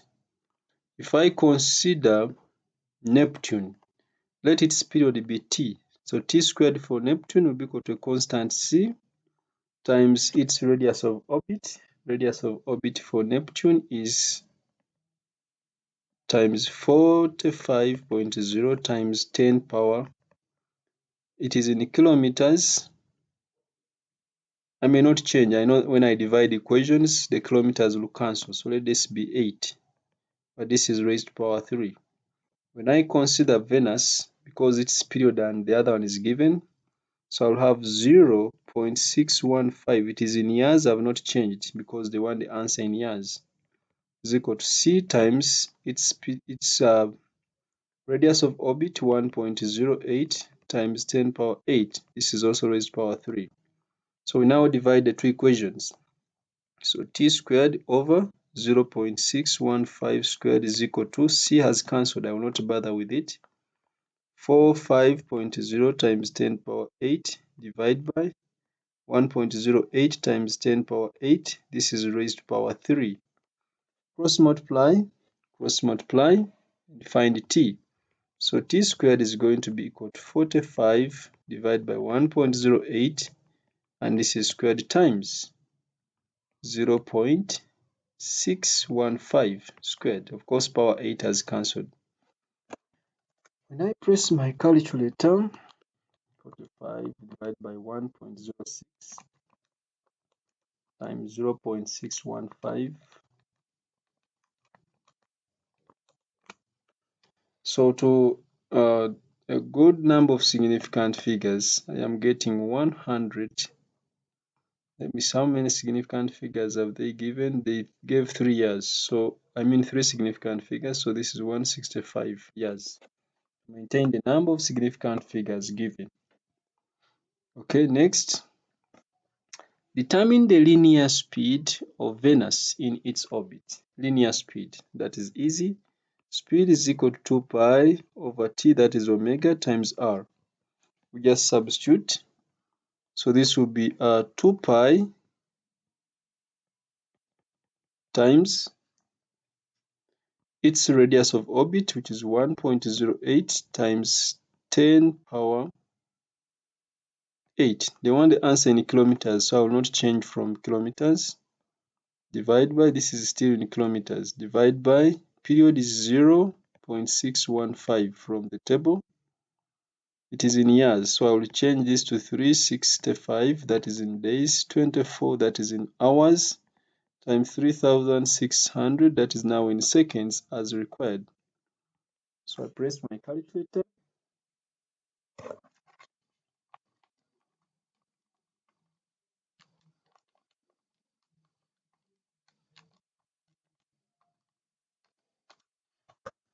So I'm getting approximately 35 kilometers per second. Approximately 35 kilometers per second. Okay. Next, define gravitational field strength. That is now easy. Force per unit mass. This is the force per unit mass. The force per unit mass acting on a small test mass placed in the field. That is gravitational field strength. An isolated star has a radius r. The mass of the star may be considered to be at a point mass at the center of the star. The gravitational field strength at the surface of the star is Gs. On the figure, sketch a graph to show the variation of the gravitational field strength, that is G, with distance from its center.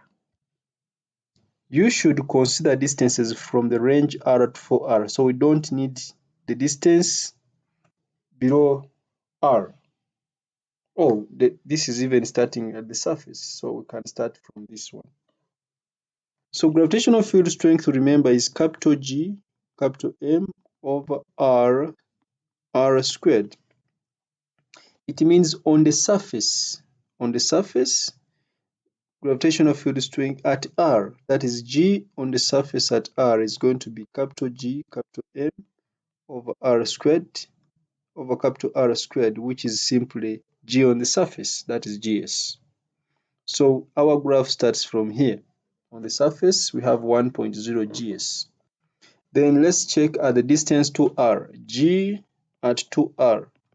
This will be capital G, capital M, where there is R squared, I put there 2R, but remember it is squared, so it becomes capital G, capital M over R squared times 4 when you square this. So this is a quarter of the first value, so this is going to be a quarter of G on the surface, which is 0.25. 0.25, I think. Where is 0.25? In between here, it will be 0.3. So 0.25 is somewhere here. 0.25 should be somewhere there. Then let's check G. Let me first leave G at 3R.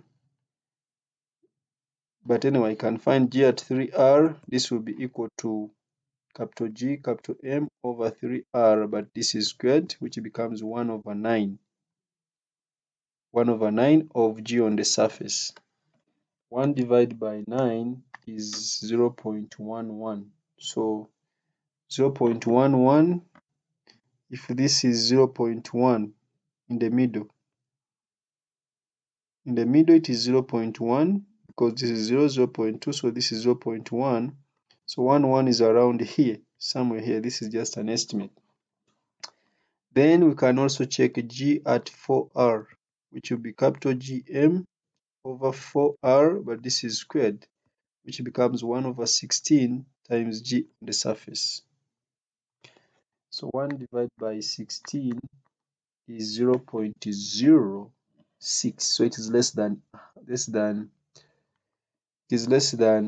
because this is 0.1, half of this will be 0.05. So 0.06 could be around here. This is just an estimate. So we now have those points. We can now sketch a graph through those points. Here you don't guess. Here you don't guess. So you must have the background of the formula. So this must be a smooth curve. I don't know how I will draw it when I'm using the tablet, but I'm going to try. So this will be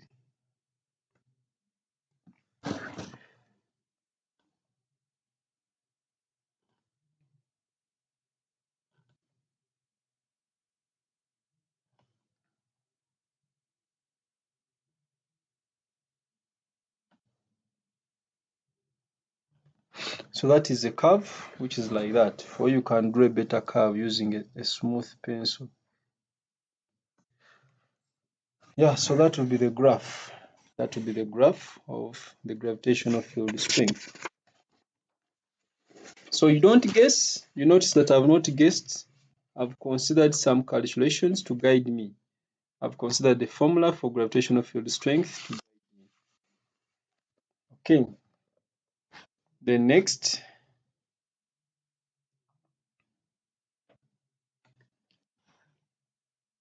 the Earth and the Moon may be considered to be spheres that are isolated in space.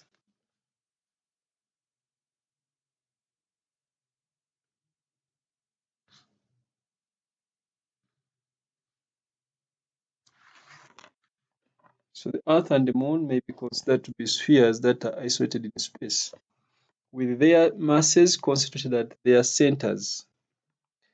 The masses of the Earth and the Moon are 6.00 times 10 power 24 and 7.40 times 10 power 22 kilograms, respectively. The radius of the Earth is RE, and the separation of the centers of the Earth and the Moon is 60 RE, as illustrated. Okay.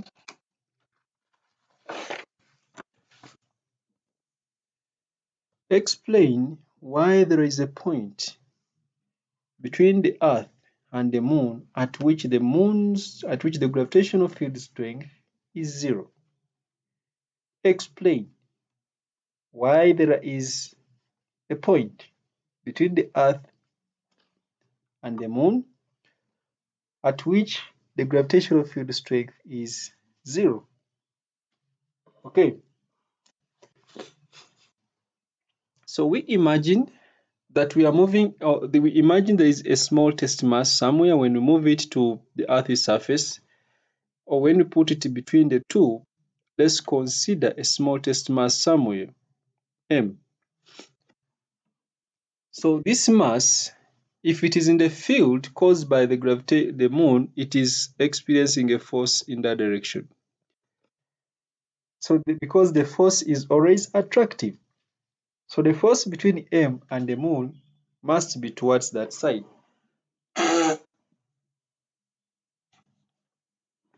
And if we consider the Earth, the force between the mass of the Earth and this smallest mass must be acting in this direction. So this is by the Earth.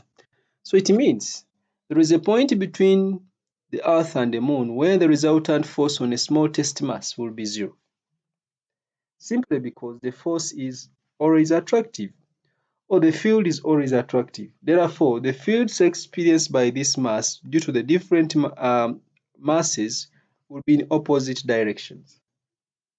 For that reason, there could be a point between the two masses, the Moon and the Earth, where the resultant force is going to be zero.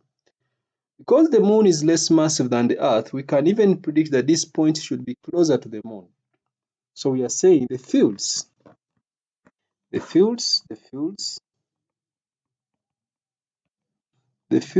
the Earth and the Moon are in opposite directions.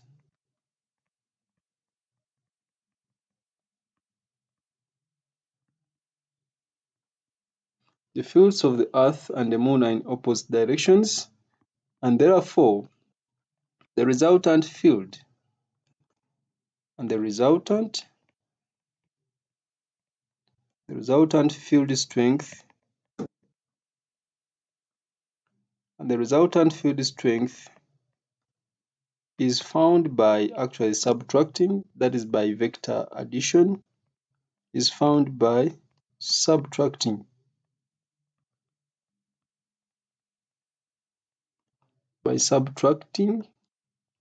the two field strength.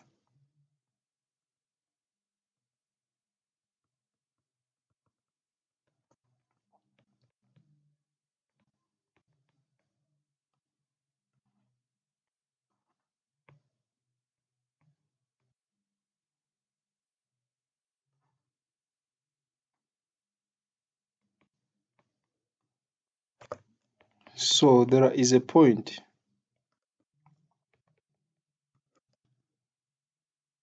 So there is a point where the difference, where it is 0, or where the difference is 0. So the fields of the Earth and the Moon are in opposite directions. The Moon will attract the mass, say, to the right. The Earth would attract the mass to the left. So it means, and by the way, the resultant on this mass is going to be the difference between the two fields. So there is a point where the resultant is 0. As simple as that. Determine the distance in terms of Re from the center of the Earth at which the gravitational field strength is 0. Note that when the gravitational field strength is 0, then it means the gravitational field strength caused by the Earth on the mass should be equal to the gravitational field strength caused by the moon on the mass by the moon. These are equal but in opposite directions. So let's go back here first. Let's see the gravitational field strength caused by the moon, by the Earth. G caused by the Earth on that small mass will be given by capital G, capital M of the Earth divided by the distance. I'll call this distance from this mass to this point, I'll call it x. I'll call this distance x. So this will be x squared. Then the gravitational field strength caused by the moon on that mass will therefore be capital G, the mass of the moon. I'll call it m subscript m, but now that will confuse people. M subscript m divided by, now this distance will be 60 Re minus x. Because from the center of the Earth to where the mass is, I called it x. That means from now, from the mass to the center of the moon will now be 60 Re minus x, and this is squared. These two values of gravitational field strength should be equal. This value here should be equal to this value here, but they're in opposite directions. I'm just going to equate them. So we are going to say that the gravitational field strength caused by the Earth should be equal to the gravitational field strength caused by the moon for the resultant to be 0.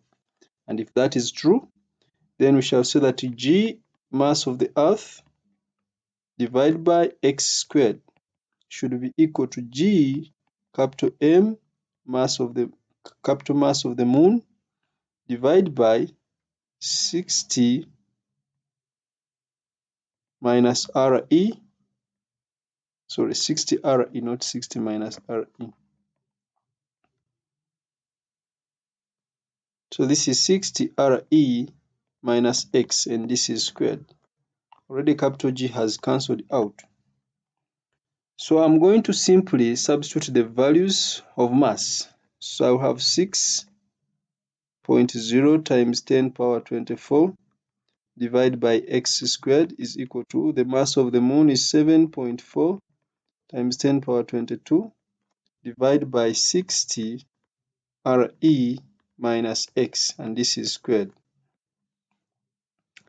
So I'm going to cross multiply, but me, I'm a mathematician, I will skip some steps. So this will be, when I bring x squared this side, I take this mass the other side, I have that 6.0 times 10 power 24 divided by 7.4 times 10 power 22 is equal to x squared over 60 Re minus x, and this is squared. Find the square root both sides. Find the square root both sides. Find the square root both sides, or simplify this side here and find the square root. So if you have simplified and found the square root both sides, you have x. Now the square has gone off. Even the denominator, the square has gone off. This will be equal to the square root of this. When I divide this, I get this is 60 divided by 7.4. So this is going to be the square root of 81.08.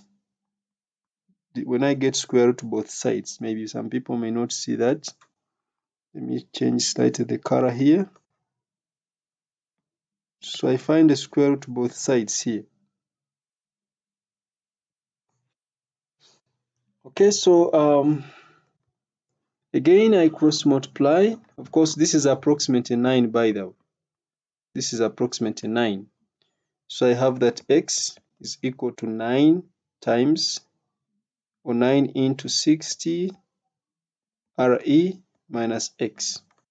So 9 minus 9 times negative x, that becomes 10x, is equal to 9 times 60, which is 540 Re.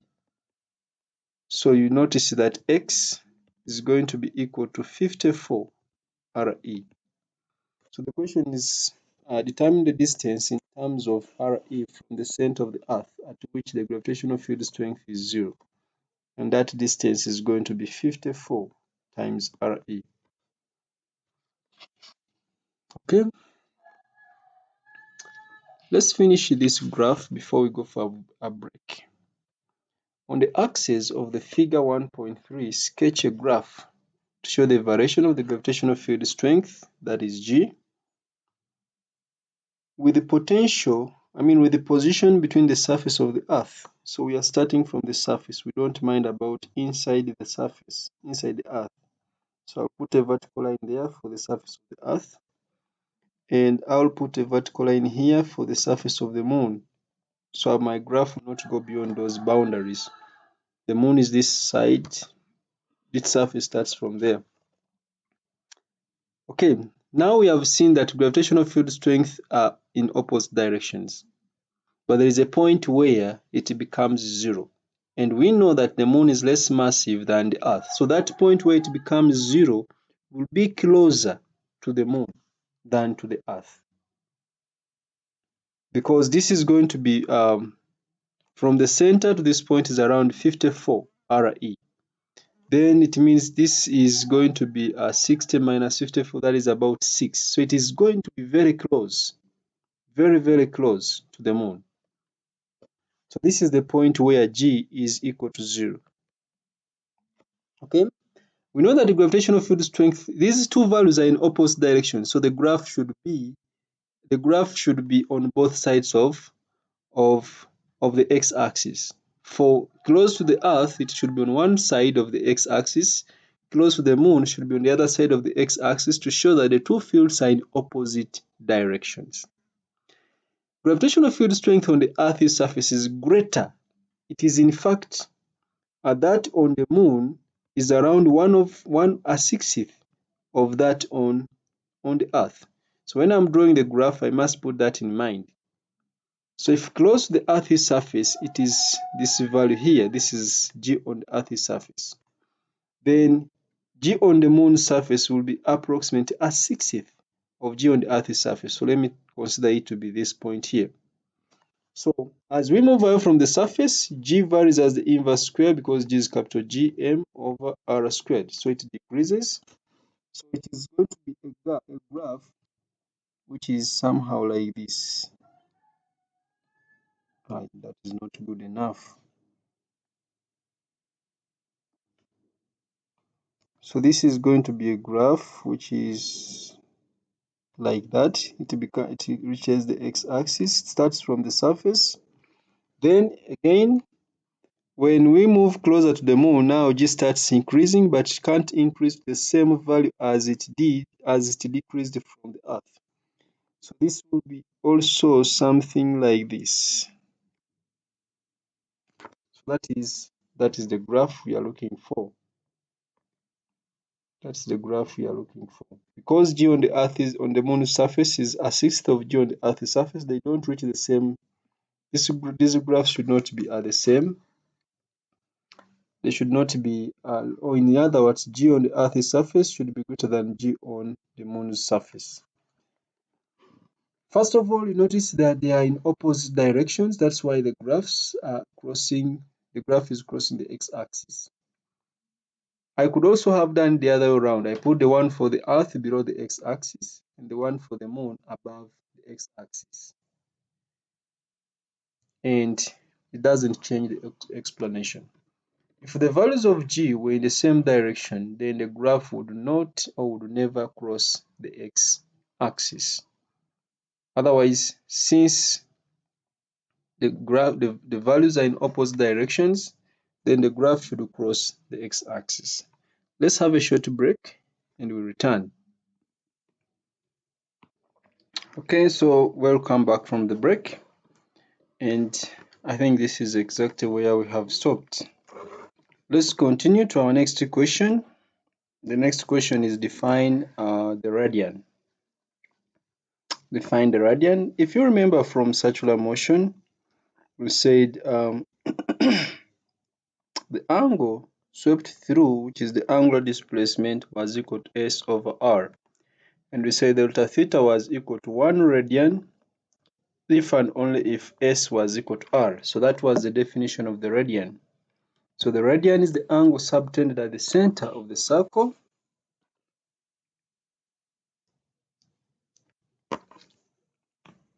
The angle subtended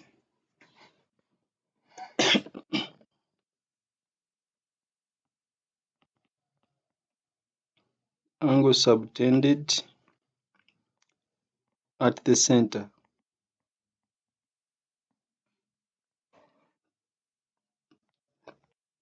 of the circle.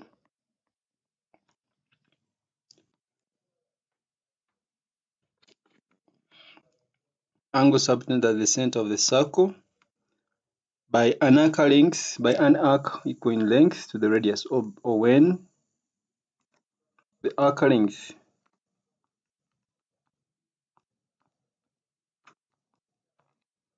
is equal to the radius.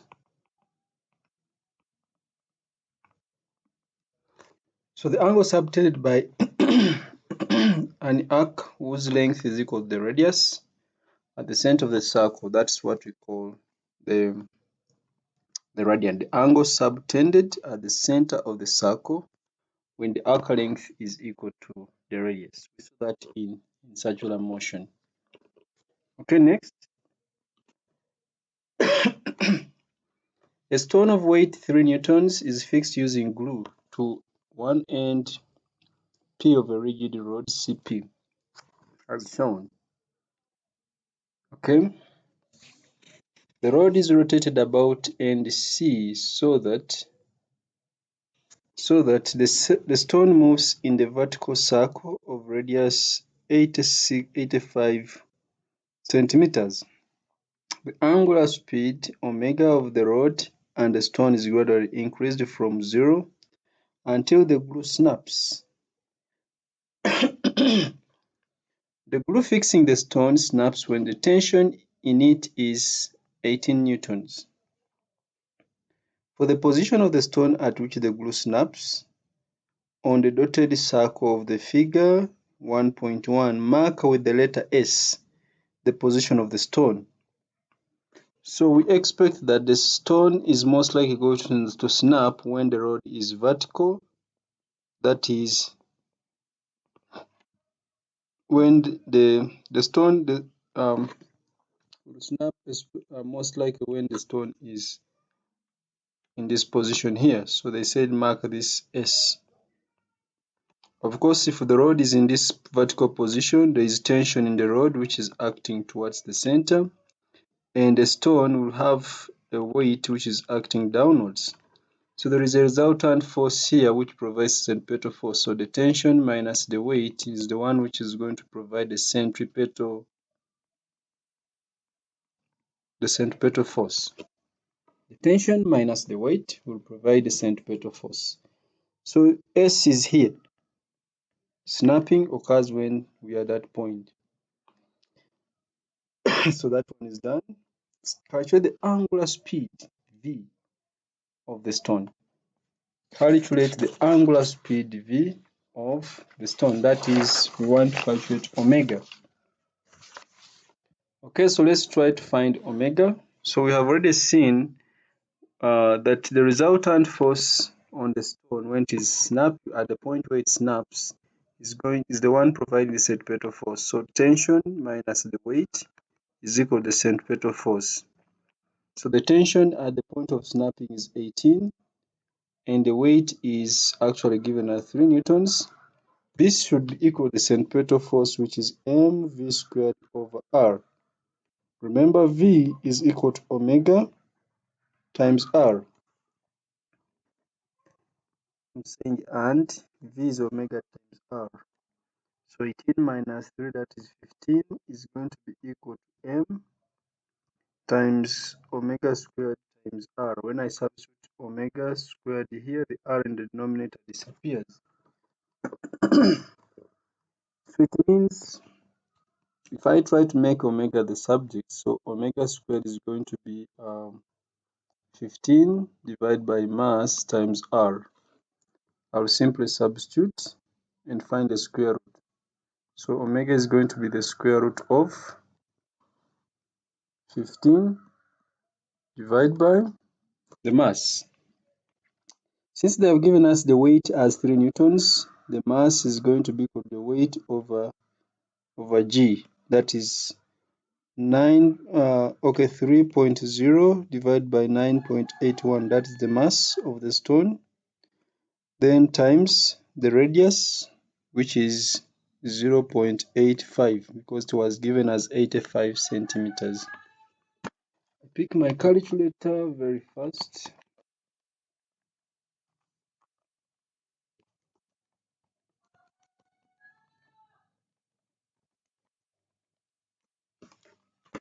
So pressing my calculator, I'm getting omega 7.596. Of course, that will be radians per second, which is approximately 7.6 radians per second.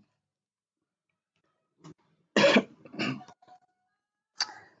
gravitational potential at a point is what we want to define. Define gravitational potential. Say the work done moving a unit mass or a unit test mass from infinity to a point in the gravitational field is what we call the gravitational potential. The work done in moving or in bringing a unit test mass from infinity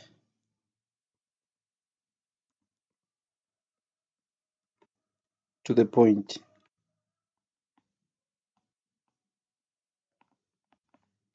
To the point in a gravitational field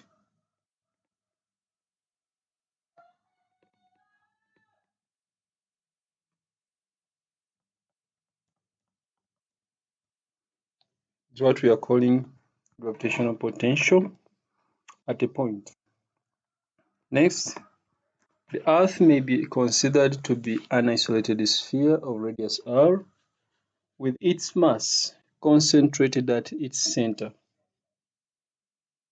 The variation of the gravitational potential phi with the distance x from the center of the Earth is shown in the figure below. So this is actually what we have. So first of all, before we see the equation, we can try to estimate some of these values here. I think this is in the center here. This one is in the center here, somewhere here.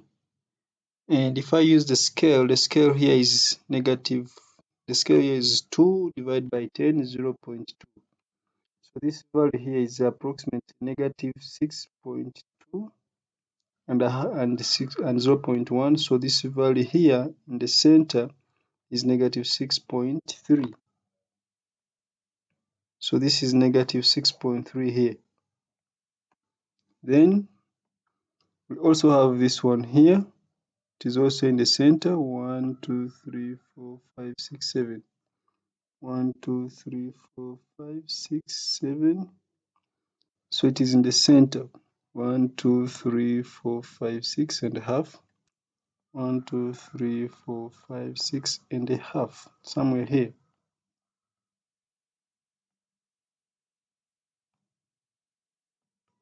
Somewhere here in this center. And this is negative 2.0. Remember the scale is 0.2, 1, 2, 3, 4, 5, 6 and a half. 6.5 times 0.2, I think that is 1.3. So this value here is 1.3 negative 1.3.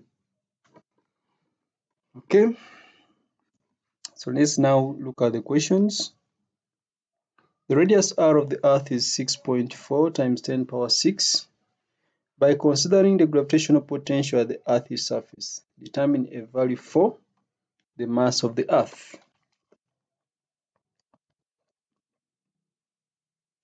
Determine a value for the mass of the earth by considering the gravitational potential at the surface or at the earth's surface. Determine the value for the mass of the earth. So we know that we have seen that the gravitational potential on the surface of the earth is negative 6.3 times 10 power 7. And the gravitational potential is given by negative gm divided by r. So when we equate these two, so this means we shall say that negative 6.67 times 10 power negative 11 times the mass of the earth. The radius of the earth is 6.4 times 10 power 6 should be equal to negative 6.3 times 10 power 7. Now I press my calculator.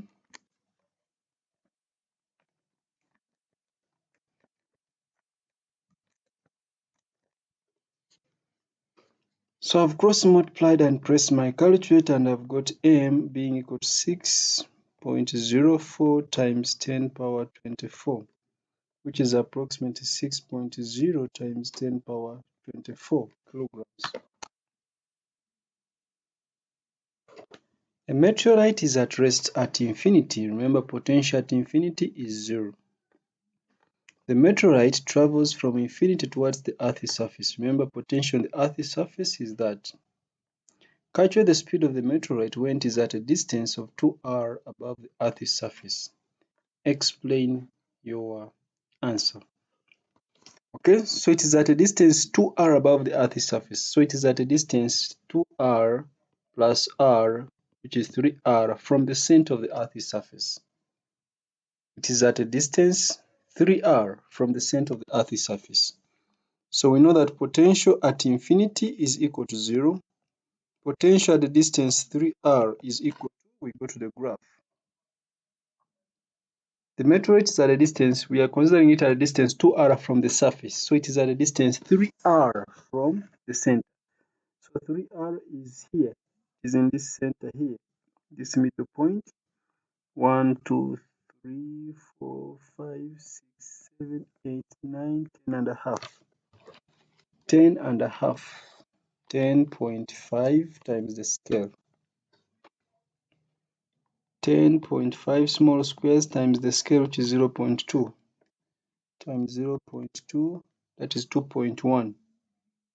So it is 2.1, 10 and a half somewhere here, that is 2.1 negative. So the potential here is 2.1 times 10 power 7. Okay, so potential at this distance, negative 2.1 times 10 power 7. That is in joules per kilogram. Okay, so the change in potential, we subtract 0 minus negative that, which is 2.1 times 10 power 7 joules per kilogram. 0 minus negative that. That is the change in potential. So the loss in potential energy should be equal to the gain in kinetic energy. The loss, because they said explain your working, the loss in potential energy should be equal to the gain in kinetic energy. Of course, when an object is coming from infinity, it is losing potential energy, it must be gaining kinetic energy. If it is moving towards infinity, it is gaining potential energy, it must be losing kinetic energy. Okay, so this means, since I want speed, I will start from this side. I have m v squared will be equal to, this potential energy, remember, is mass times change in potential. So this will be, m has cancelled out.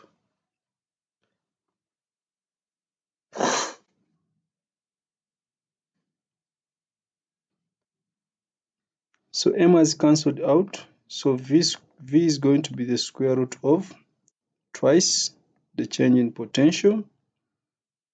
And that means v will be equal to the square root of 2 times 2.1 times 10 power 7. And when I press my calculator here,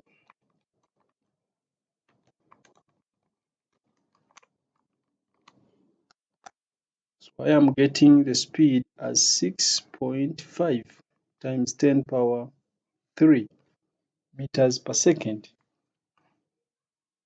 In practice, the Earth is not an isolated sphere because it is orbited by the Moon, as illustrated in the figure. The Earth is not an isolated sphere because it is orbited by the Moon. The initial path of the meteorite is also shown, suggests two changes to the motion of the meteorite caused by the Moon. So first of all, the Moon also exerts a gravitational field or gravitational force on the meteorite. So it's like there is a combination of two masses causing a gravitational pull on the meteorite. What does that mean? Its speed increases. So we can say the speed or the velocity increases or would be greater.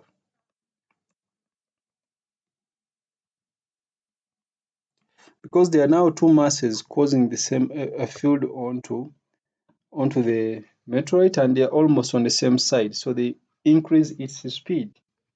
So the speed or velocity would be greater, or the acceleration. Of course, when the speed is greater, it means the acceleration is also greater. Then number two, the Moon's gravitational field will now affect the path followed by the meteorite, because the resultant field must be, since it is a vector quantity, the direction will be very important. So in other words, the meteorite deviates or bends from a straight line. So we are saying it deviates or bends from the straight path.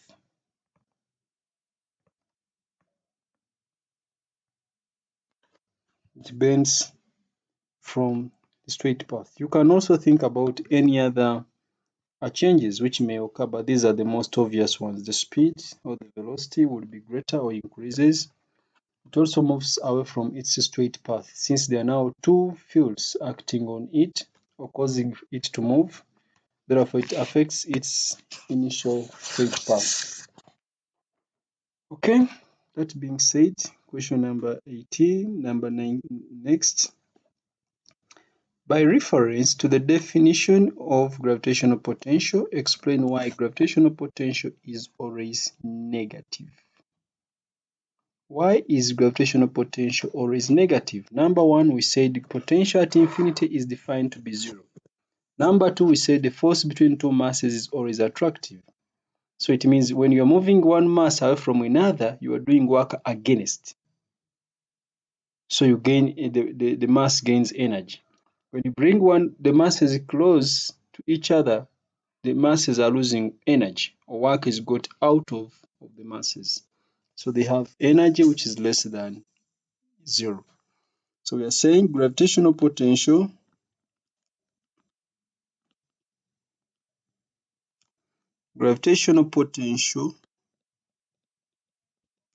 at infinity is defined as zero.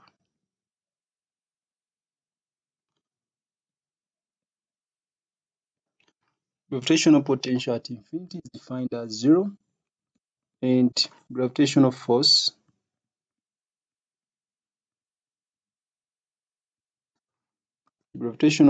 is always attractive.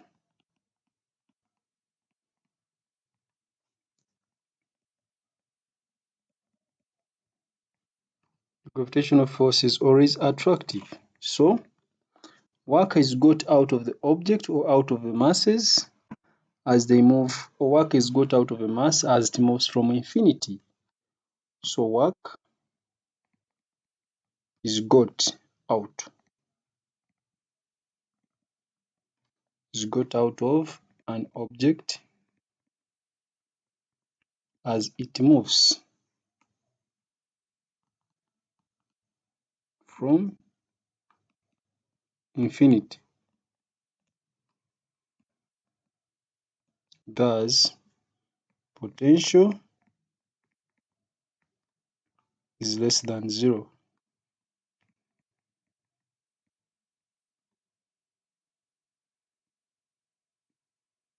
Hence, negative. So when we move an object from infinity, we are getting work out of the object. That's why its potential decreases. It's like when you are lowering an object to the Earth's surface with the Earth as the reference. Its potential decreases with the Earth as the reference because you are moving it in the same direction as the force of attraction, so it loses energy instead of gaining it. But remember, at infinity, potential has been defined to be zero. That means elsewhere it is most likely going to be less than zero, so it will be negative. So work is got out of an object as it moves from infinity. Therefore, the potential is less than zero, hence negative. Okay. Two stars A and B have their surfaces separated by a distance of 1.4 times 10 power 12 meters, as illustrated in the figure. Point P lies on the line joining the centers of the two stars.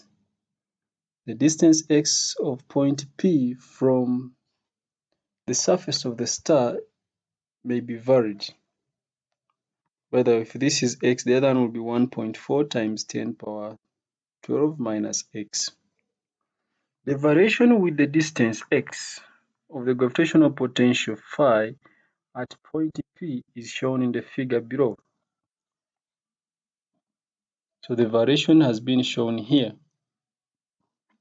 Okay, so this is from 10. Of course, the maximum potential, the minimum potential we are having here is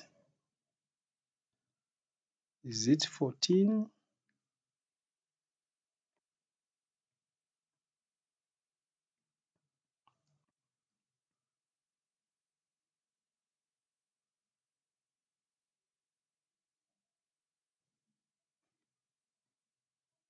So this is 10.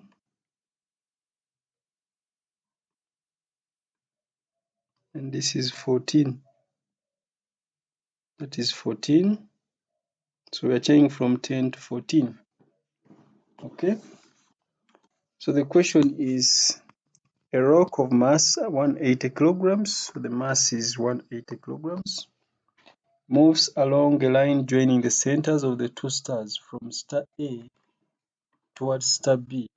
So it moves from star A towards star B.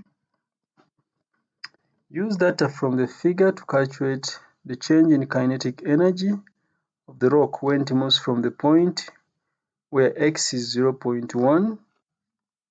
X is 0.1, I think that is the point, up to the point where x is 1.2. I think this is the final point up to here. State whether this change is an increase or decrease. So we want to find the change in kinetic energy. Of course, the loss in potential energy should be equal to the gain in kinetic energy, or the gain in potential energy should be equal to the loss in kinetic energy. So I will simply say that the change in potential energy should be equal to the change in kinetic energy. So it simply means that the change in kinetic energy is going to be the change in potential energy, which is mass, times the change in potential. The mass has been given as 180, and the potential changes from negative 10 at 0.1 to negative 14 at 1.2. So it is higher at negative 10. So I will say negative 10 minus negative 14. But of course, this is given as times 10 power 8 from the graph times 10 power 8. That is a change in potential.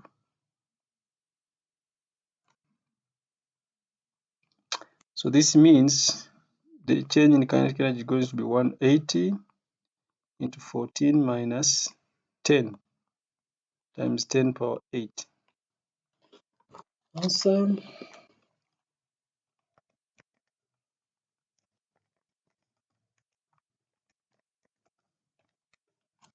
So I am getting 7.2 times 10 power 10 joules. So of course, this is an increase because if you're moving from high potential to low potential, there is a decrease in potential energy. Therefore, there should be an increase in kinetic energy. So that is automatically an increase because we moved from negative 10 up to negative 14. So that was overall, it was an increase in kinetic energy. Then at a point where x is equal to that, 0.1 times 10 power 12 meters, the speed of the rock is v. So that is at the initial point, the speed of the rock is v. Determine the minimum speed v such that the rock reaches the point where x is 1.2 times 10 power 12 meters. The minimum speed. So we have seen we want the minimum speed. So we know that the energy required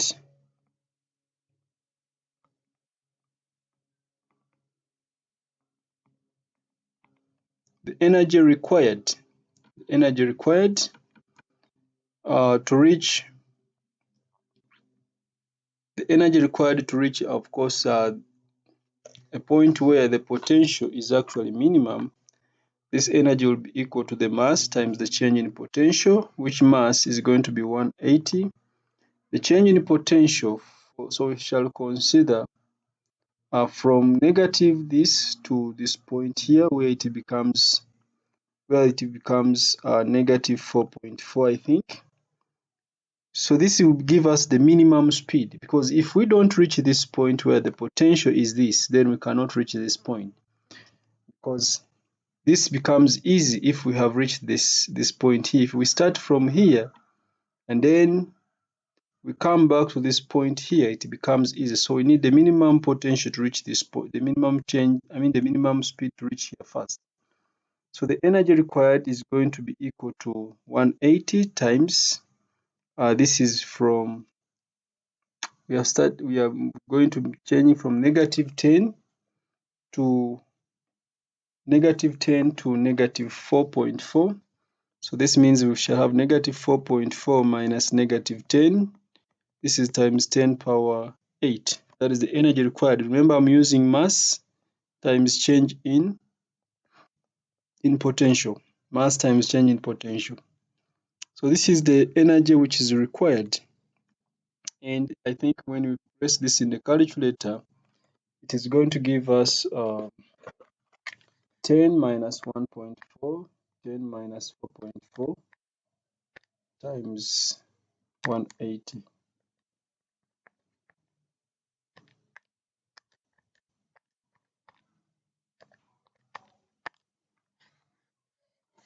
So this is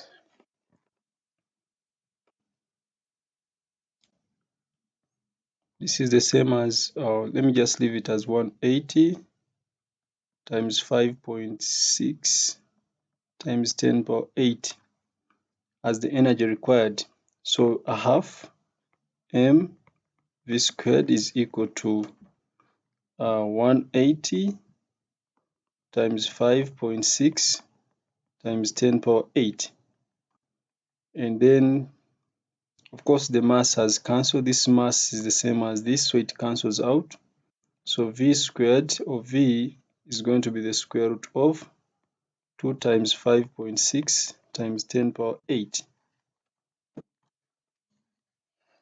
When I simplify this, press this in the calculator.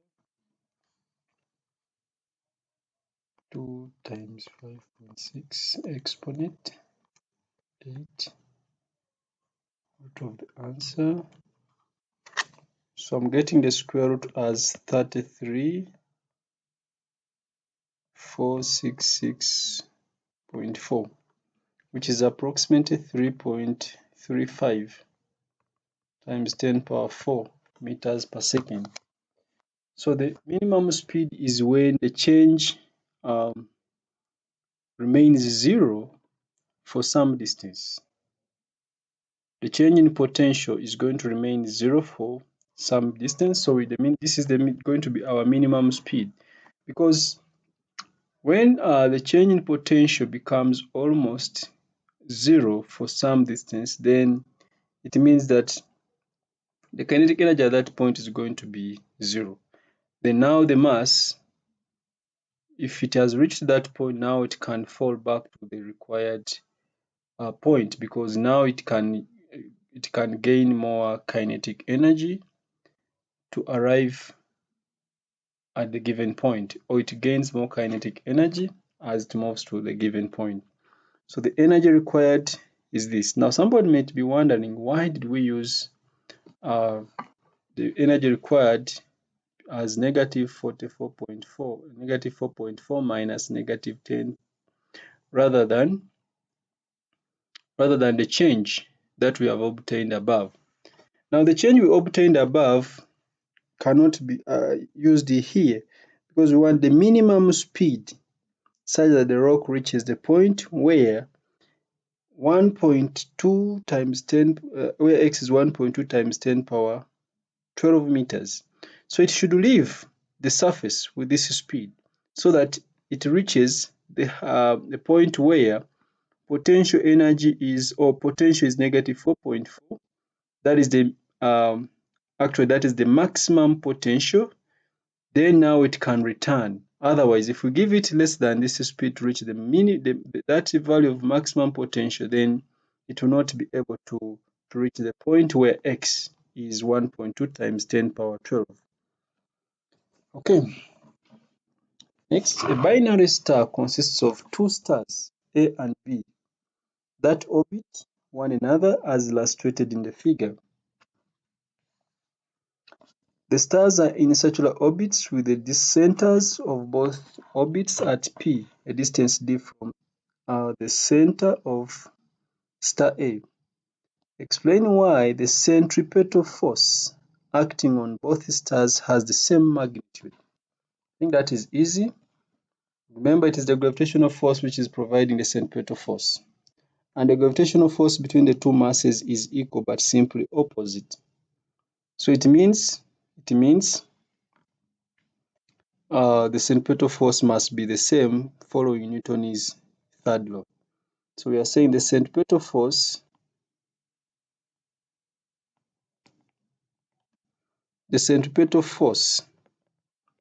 is provided by the gravitational force.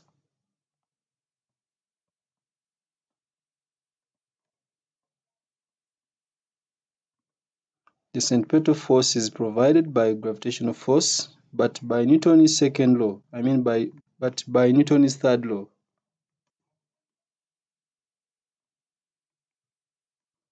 By Newton's third law.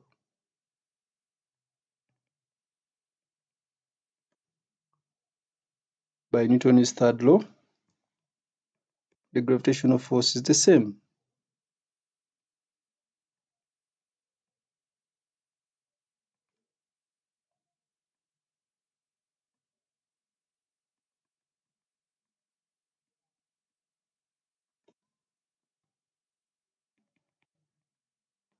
The gravitational force is the same but in opposite directions.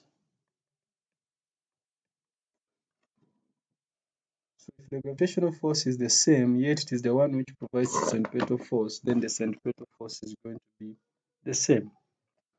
Part 2. The period of the orbit of the stars about P is 4 years. Calculate the angular speed. So we know that omega is 2 pi divided by t. So this will be 2 pi divided by 4 years, which will be 4 times 365 days times 24 hours times 3,600. You press the calculator.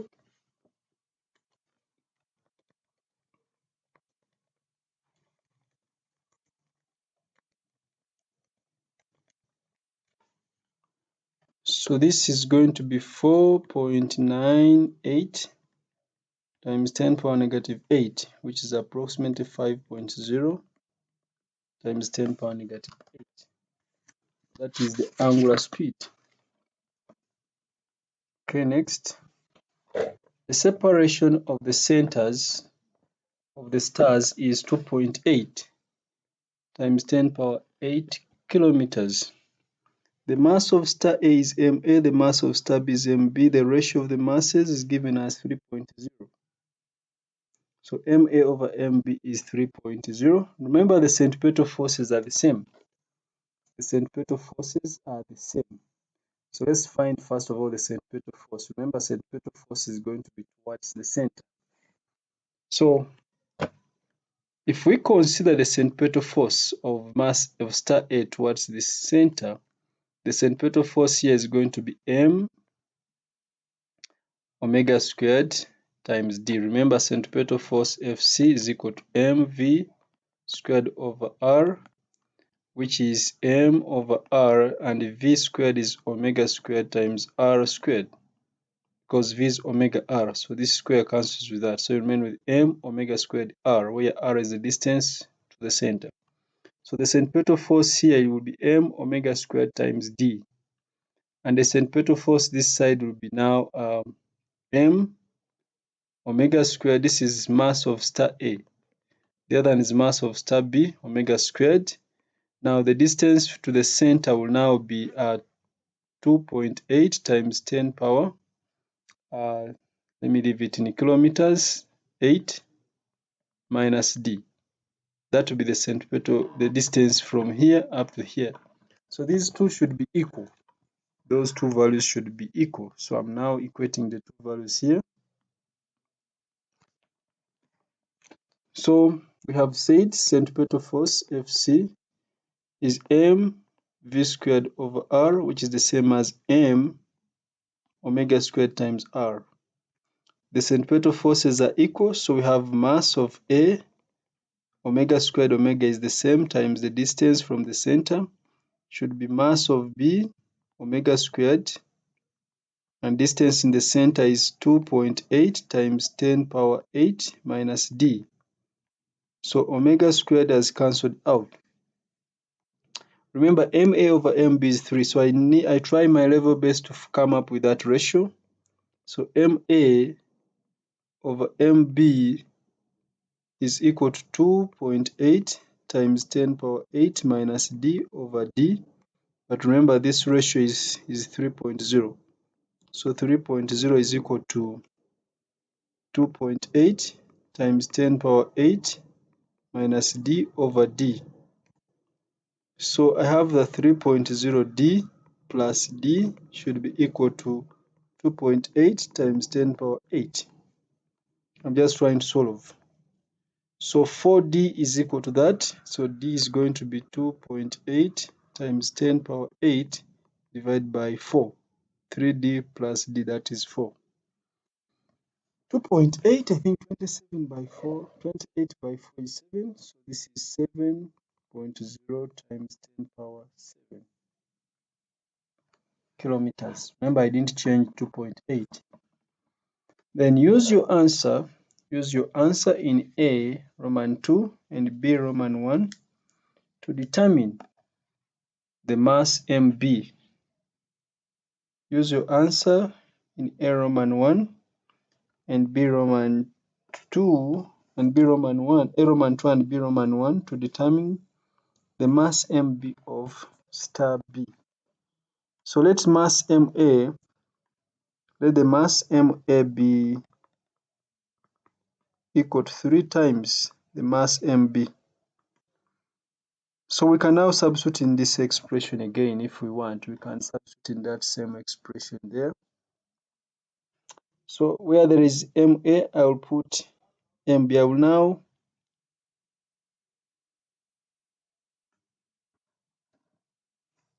what is in A Roman 2? In element 2 we have angular velocity, so I will not use that expression because it will cancel out. So let me go back. Centripetal force providing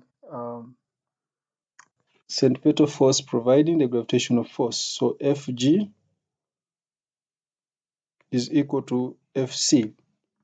So G times the mass, because I want to find mb, so G times mb times ma over the distance between them, which will be r.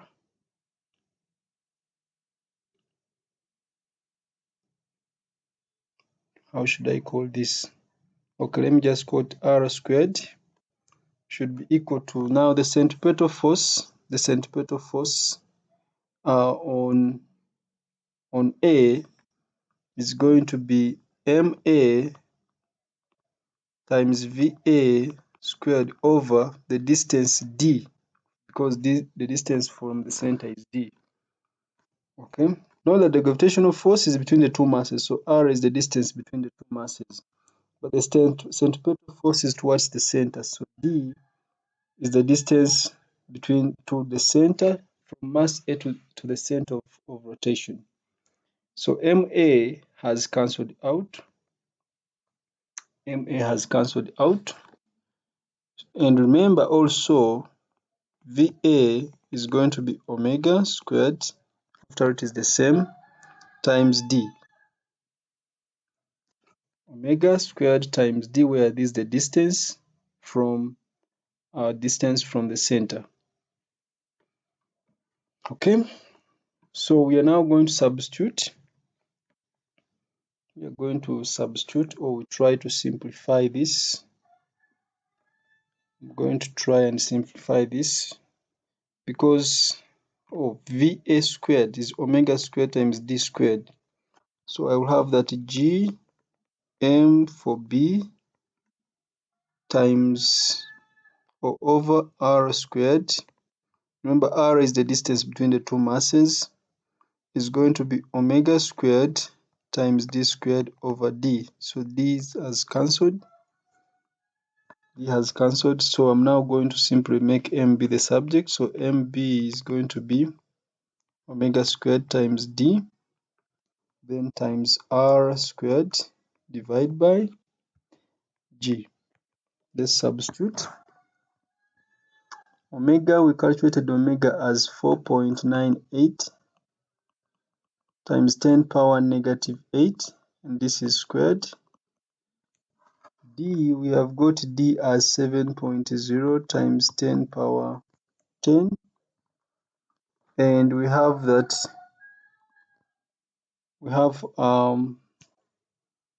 the distance between the two was 2.8 times 10 power 11, and this is squared. Then divide by G, which is 6.67 times 10 power negative 11. So I'm picking my calculator to press.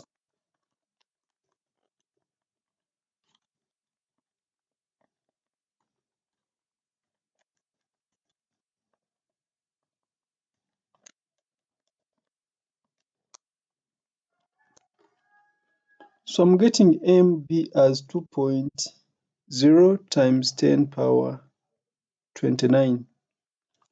So you could be having a better method of substitution to arrive at almost the same value, but that's what I'm getting. State Newton's law of gravitation. Again, the force between 2-point masses, or the force of attraction, or the gravitational force between 2-point masses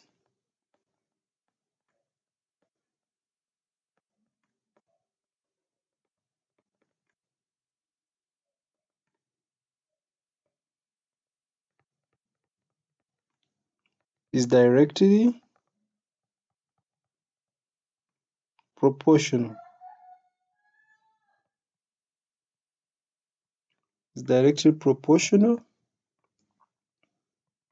To the product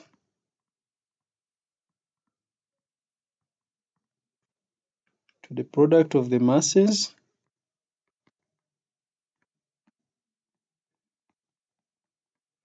and inversely.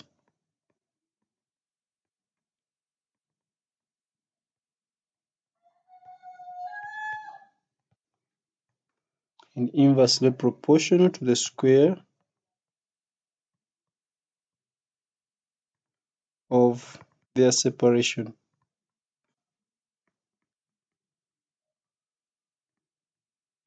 Do not forget to refer to point masses. Newton's law of gravitation is only applicable to point masses. The force between 2 point masses is directly proportional to the product of the masses and inversely proportional to the square of their separation. Okay, a satellite of mass m has a circular orbit of radius r about a planet of mass m.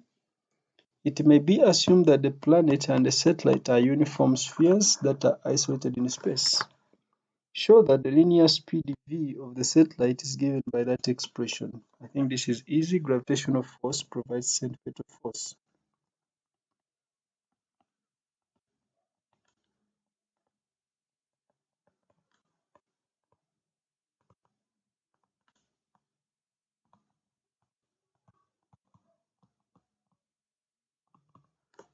Therefore, capital G, capital M, small m over r squared is equal to m v squared over r. So the square is cancelled. With that, small m has cancelled. So you now remain with capital G m over r is equal to v squared. Or you get the square root both sides. So v squared under square root is equal to square root of the other side, capital G m over r, which implies that v is equal to the square root of capital G m over r. So here there are just two marks here. Rotational force provides centripetal force. And just playing around or just showing the two expressions, the algebra is very simple, it's obvious. Okay, next. Two moons A and B have circular orbits about a planet, as illustrated in the figure below. So we have two moons, they are orbiting the same center. So it means we can always think about Kepler's third law. Okay, so determine moon A has the orbital radius of this, linear speed VA and period TA. Moon B, orbital radius of that, linear speed VB and period TB. Determine the ratio VA over VB. VA over VB. Remember, we are having already an expression V is equal to the square root of capital GM over R. So for VA over VB, this will be equal to the square root of GM over RA divided by the square root of GM over RB, which therefore GM cancels out, so you remain with just the square root of this becomes a reciprocal. This goes up, RB over RA. You just substitute, this becomes the square root of 2.2 times 10 power 10 divided by 1.3 times 10 power 8. Answer.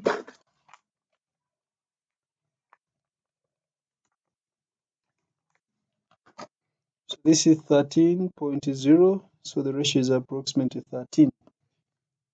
Then we have another ratio, TA over TB.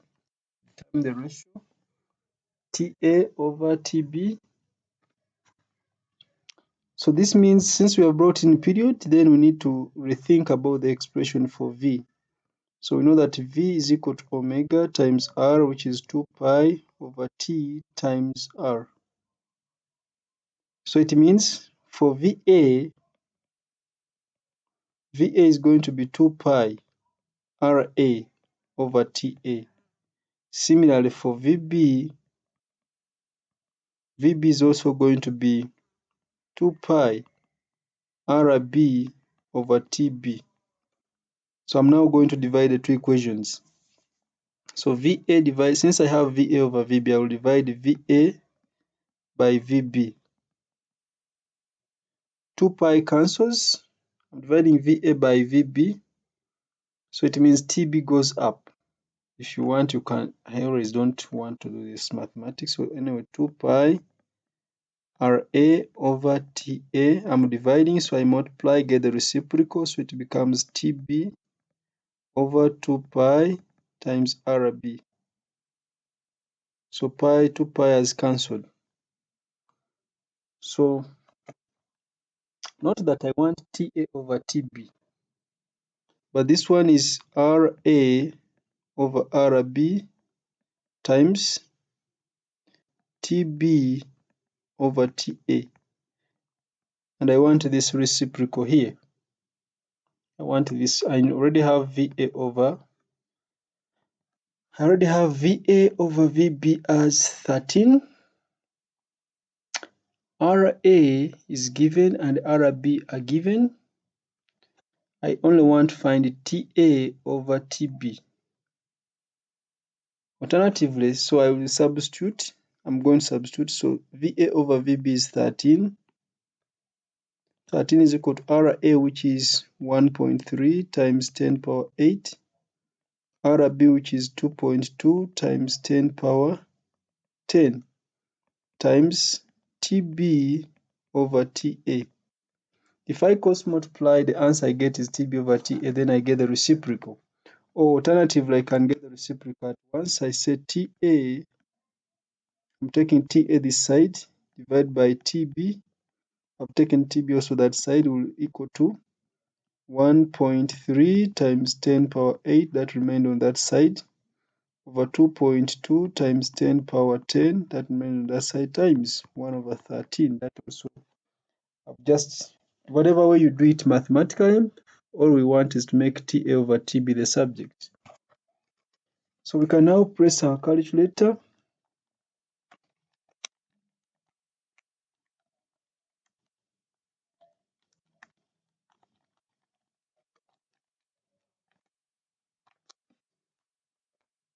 So using my calculator, I am getting 4.545 times 10 power negative 4. So that is the ratio I'm arriving at. You can also try and see.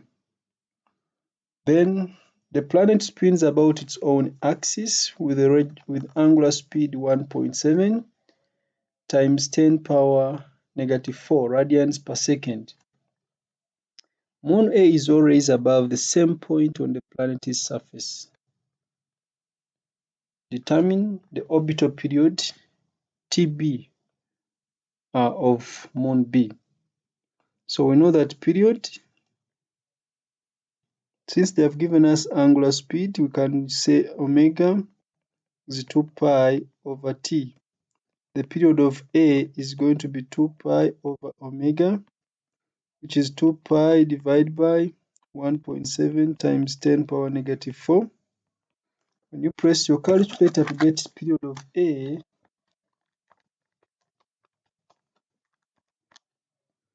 period of A is 3.70 times 10 power 4 seconds. That is period of A. But we have that period of A over period of B. Period of A over period of B is 4.5 times 10 power. So period of A divided by period of B is 4.545 times 10 power of negative 4, which means that the period of B is going to be the period of A divided by 4.54 times 10 power negative 4. 4.545 times 10 power negative 4. So we substitute 3.70 times 10 power 4, 4.545 times 10 power negative 4.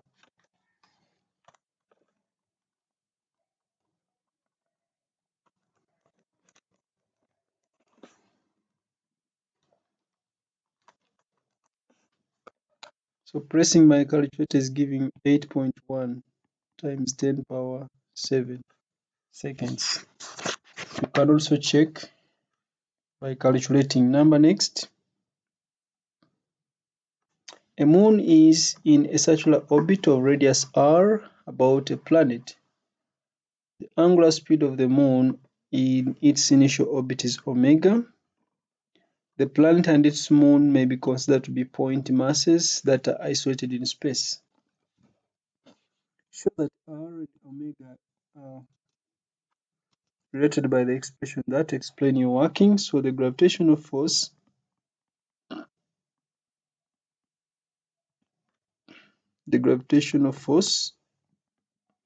provides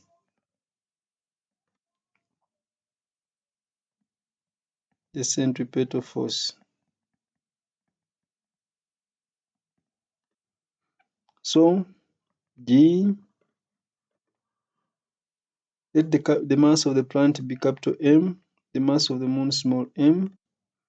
The square of the radius of orbit is that mv squared over r, and we know that v is equal to omega times r. So this has cancelled, m has cancelled.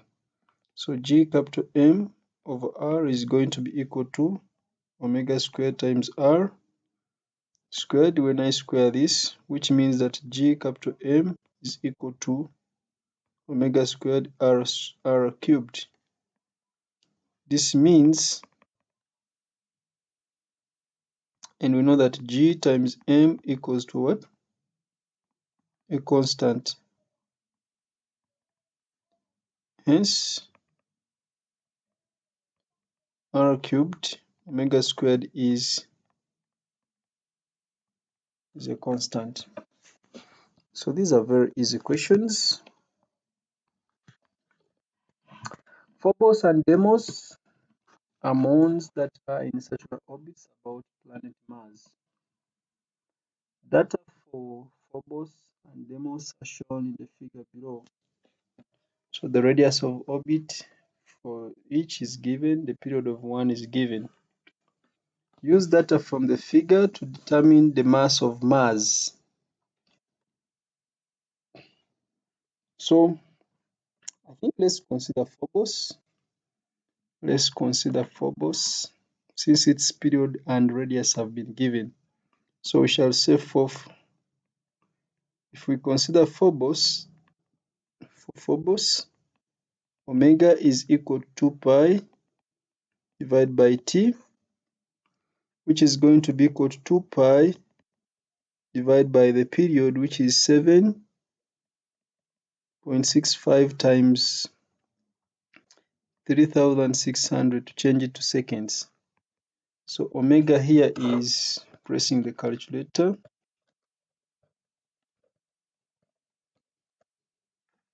So omega is 2.28 times 10 power negative 4 radians per second. That is if we considered Phobos. So if that is omega, then we can go back. And substitute in the expression capital G, capital M is equal to R cubed omega squared. So we shall say that 6.67 times 10 power negative 11 times capital M is equal to the radius, radius cubed. Radius of Phobos is 9.39 times 10 power 6, then times omega, which is 2.28 times 10 power negative 4, and this is squared. By the way, this was cubed. I'm going to press the calculator once. I have no time of making the subject. I press the calculator, divide by G, capital G, and I find my answer here.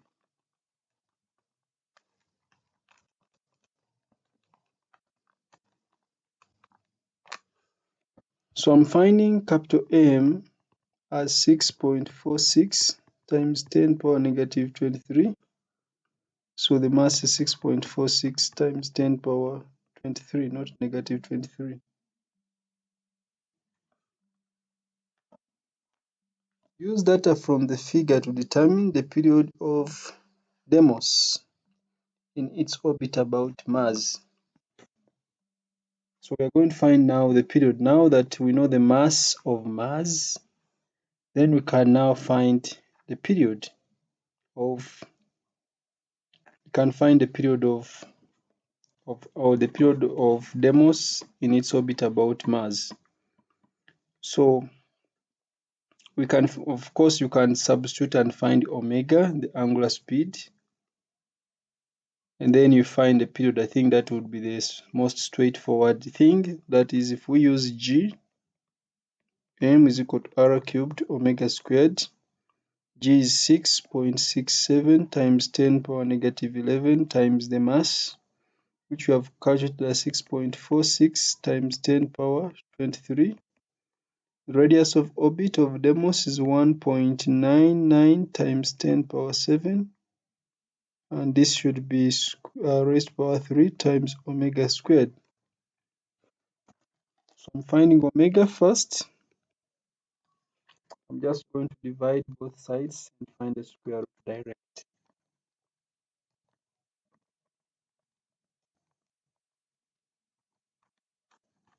So dividing both sides and find the square root, I'm finding omega to be 7.30 times 10 power negative 5 radians per second as omega.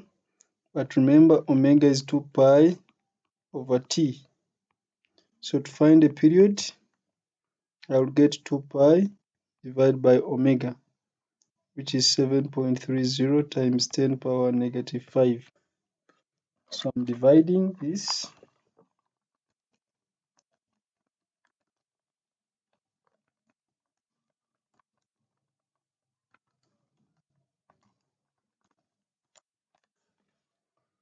So the period of Deimos is approximately 8.6 times 10 power 4 seconds.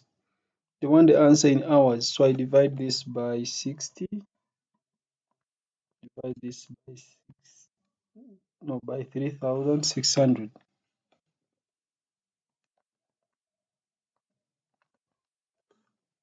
So when I divide this by 3,600, I get this 23.6 hours.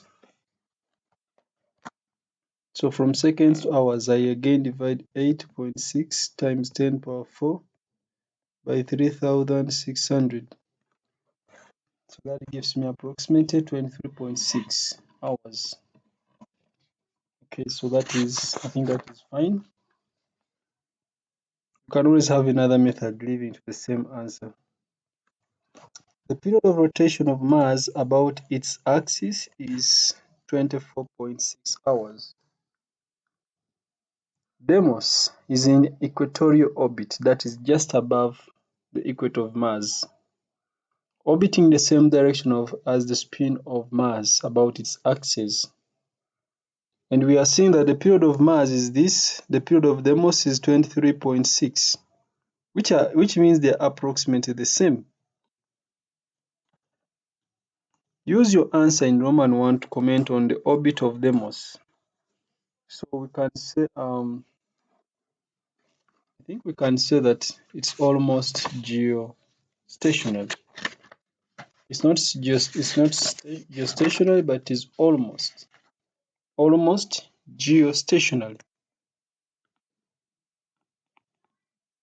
Almost geostationary. Although it is wrong to use the word geostationary when referring to Mars, almost geostationary, the correct word to use would be almost mattostationary. Almost mattostationary. Or with other person, when you look at the period of Deimos, the time taken by Deimos to make one revolution about Mars is smaller than the period of rotation of Mars. So what does that mean? It means Deimos would actually take a longer time to cross the sky. because its period is about mass is smaller.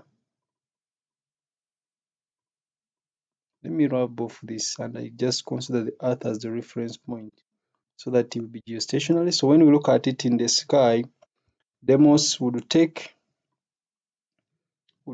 a longer time to cross the sky, because if it takes a smaller time to orbit Mars, then it will take a longer time to cross the sky if we are observing it from the Earth. So Deimos would take a long time or a longer time to cross the sky.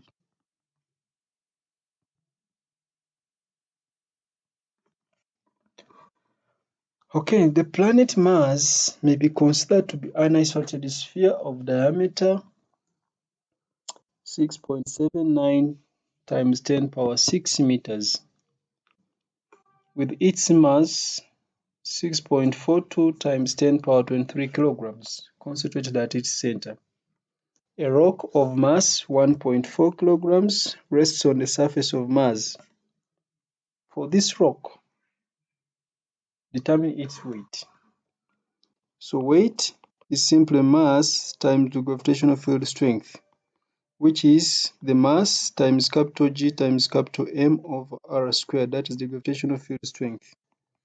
When we substitute, we have 1.40, 6.67 times 10 power negative 11 times the mass of Mars, which is 6.42 times 10 power 23, divided by the radius of orbit. They have given us the diameter, so we divide it by 2.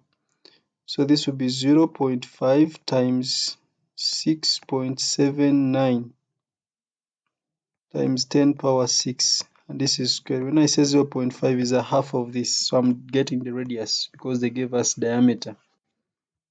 Answer.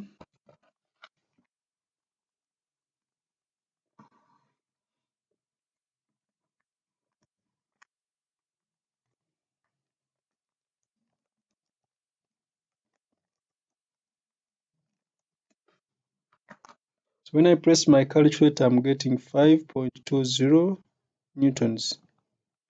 So this is 5.20 newtons. Show that the gravitational potential energy is 1.77 times 10 power 7 joules. So gravitational potential energy EP is actually equal to negative capital G capital M small m over R, which will be negative 6.67 times 10 power negative 11 times 6.442 times 10 power 23 times 1.40 divided by 0.5 times 6.79 times 10 power 6 squared. Remember the 0.5, I'm dividing the diameter by 2.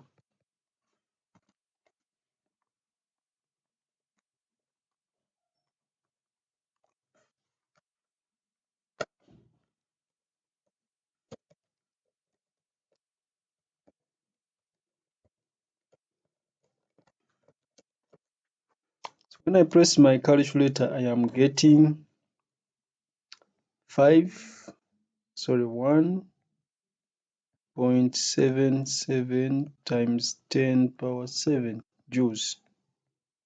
You can verify yourselves by pressing your calculator. You can verify.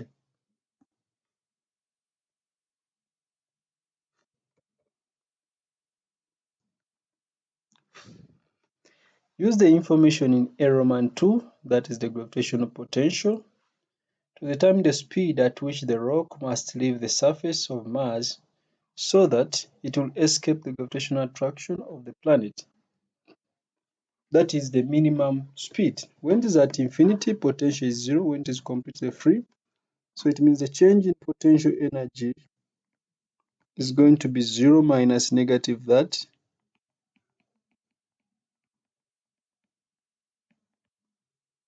So that is the change in potential energy, 0 minus negative that.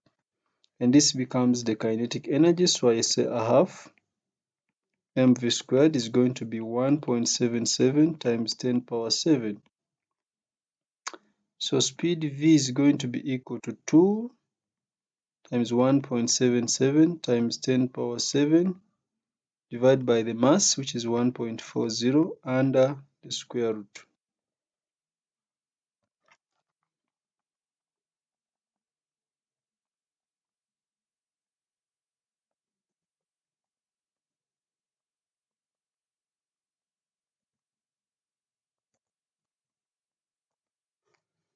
So this is giving me 5.03 times 10 power 3. Alternatively, you would have equated a half mv squared to g capital M small m over r, where this would cancel and you simply substitute. It will give you almost the same answer. Next, the mean translational kinetic energy of one molecule of an ideal gas is given by this expression. We have already seen this in temperature, ideal gases, where T is the thermodynamic temperature of the gas and K is Boltzmann's constant. Determine the temperature at which the root mean square speed of hydrogen molecules is equal to the speed calculated in the figure above. Determine the temperature at which the root mean square speed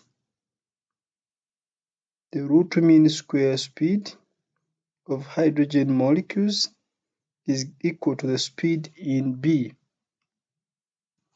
Okay, so the root mean square speed is equal to the speed in B. In other words, first of all, we know that, let me use the space at the bottom. First of all, we know that average kinetic energy is a half m mean square speed. This is given as 3 over 2 kt. And they have told us that the root mean square speed, that is under the square root, has been given is the speed we have calculated above, which is 5.03 times 10 power 3. That means the mean square speed will be the square of this. The mean square speed will be the square of this. Okay, so now let us substitute. Let's substitute and find the temperature. So we have 3 over 2 times K, 1.38 times 10 power negative 23 times T should be equal to we have a half times the mass is, they gave us 2U, which is 2 times 1.66 times 10 power negative 27 to change it to kilograms, times the mean square speed, which is the square of this, because this was the root mean square speed. So we must multiply it or square it. 5.03 times 10 power 3. This should be squared to get the mean square speed, to remove the square root. So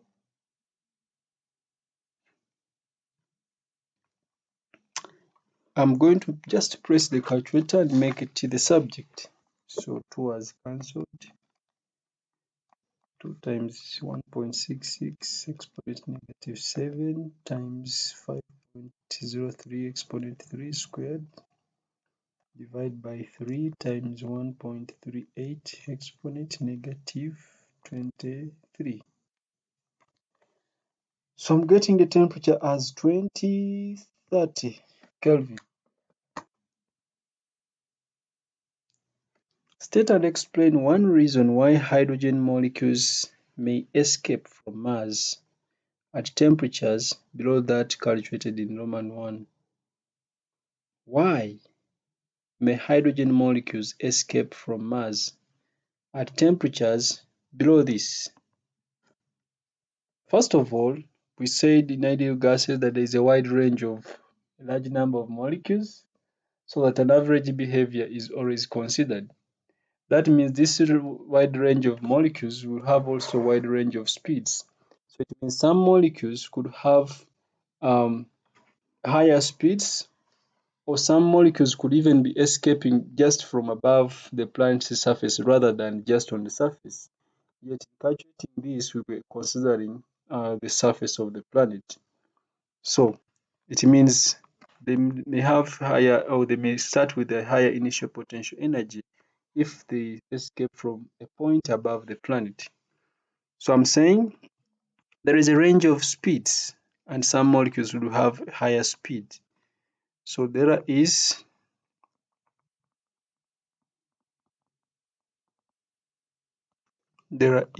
a range.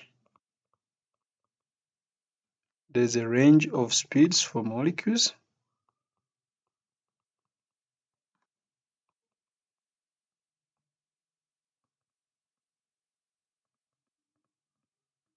and some molecules could have a higher speed. So if they have a higher speed than the one we have calculated, then they can easily escape. Oh, another person would think about molecules not being on the surface but above the surface, that is having a higher initial potential energy. So some escape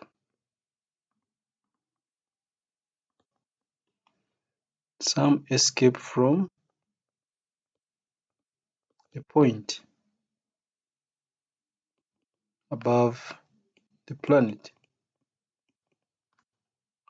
Above the planet's surface.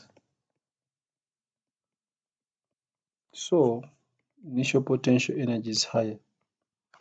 So initial potential energy is higher. And of course, if the initial potential energy is higher, then you check here that we have just equated the gravitational potential energy to the kinetic energy. Yet, so if they escape from a point above the planet's surface, initial potential energy is higher than the one we have considered. So they will have a greater or a higher kinetic energy. So they may easily escape. Okay, next,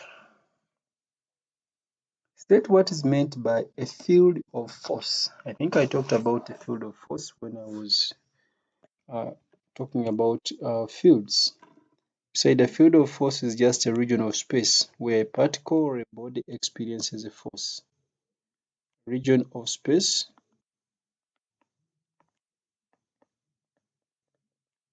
where a particle or a body experiences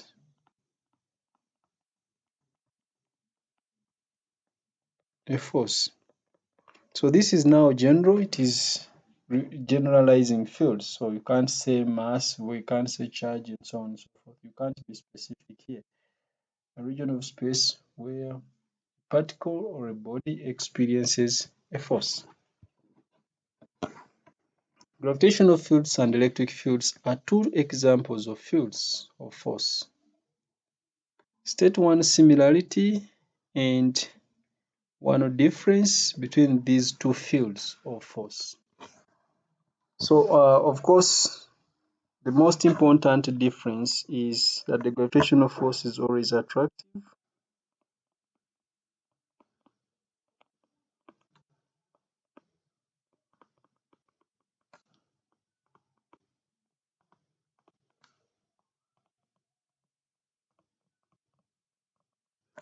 The gravitational force is always attractive, and the electric force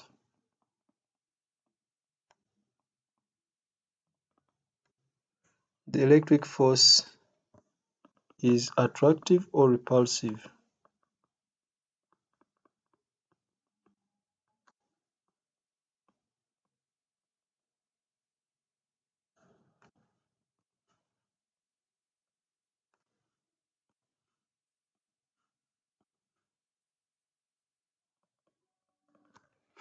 So unlike the gravitational force, which is only attractive, the electric force or the force due to the electric field is attractive or repulsive.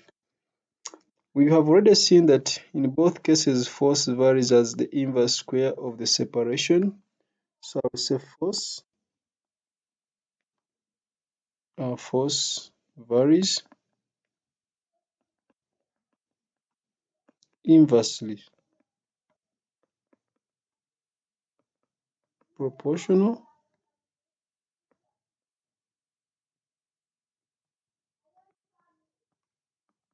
to separation. Force varies inversely proportional to the separation, the same as the field strength. You can also talk about field strength, that is G. We saw that for G it was inversely proportional to the square. And in electric fields, we shall also see that electric field strength also varies as inversely proportional to the square. So the field strength also varies inversely proportional to, no, this is varies inversely proportional to the square of separation. Even this one varies inversely proportional to the square of separation. That is the field strength. You can also talk about the potential. I will change the color here. The potential varies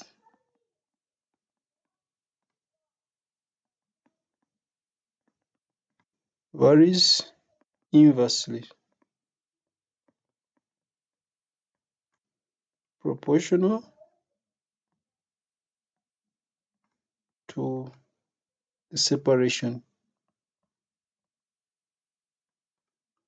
So here, remember, if it is gravitational field strength, it is equal to capital G M over R squared. You will see in electric fields that if it is electric field strength, it is going to be K Q over R squared. That is field strength. If it is potential, gravitational potential, you have seen it is negative capital G M over R. When it is electric potential, you will see that it will be negative kq over r. So potential varies inversely proportional to the separation, yet the field strengths vary inversely proportional to the square of the separation. So those are the most three important similarities that you need to not forget. Potential varies inversely proportional to separation. Force varies inversely proportional to square of separation. Field strength varies inversely proportional to square of separation.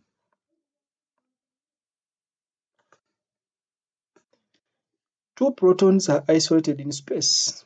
Their centers are separated by distance r. Each proton may be considered to be a point mass with a point charge.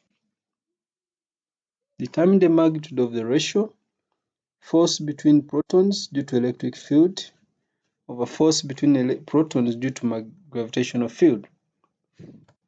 So if protons are charges, the force due to the electric field is going to be K constant Q1, Q2 over 4 pi epsilon naught r squared. So these are identical. Sorry, this is, you will see, some of you are going to see this for the first time. The force between two charged particles given by Coulomb's law, we shall see that in electric fields. So this is going to be K times Q1, Q2 over r squared. Because these are identical, so this will be a constant. So this will be Q squared over the constant is given as 4 pi epsilon naught, then times r squared. So that is the constant is 1 over 4 pi epsilon naught, that is K. I've squared because these are two protons, they are identical in charges. Then the force due to the gravitational field is going to be capital G, the mass of the proton and another proton, so that will be m squared divided by the square of the distance between the two. So the constant here is G. The other one, the constant is 1 over 4 pi epsilon naught. Okay, so we want now to find the ratio. Or if you want, you can, if you already know K is 8.99 times 10 power 9. Instead of coming off with 1 over 4 pi epsilon naught, you can use that. So let's find the ratio here. The ratio will be Q squared over 4 pi epsilon naught R squared divided by R squared over G M squared. So R squared has cancelled. Now we substitute, the ratio will be equal to Q. Proton 1.6 times 10 power negative 19, that is squared, that is the charge, divided by 4 pi. Epsilon is always given as 8.85 times 10 power negative 12, that is permittivity of free space. Then times G is 6.67 times 10 power negative 11. Then times the mass of a proton is 1.67 times 10 power negative 27, and this is also squared. I have picked my calculator. If you want, you can find force due to electric field independently. You find the force due to gravitational field independently and then divide. It's the same thing.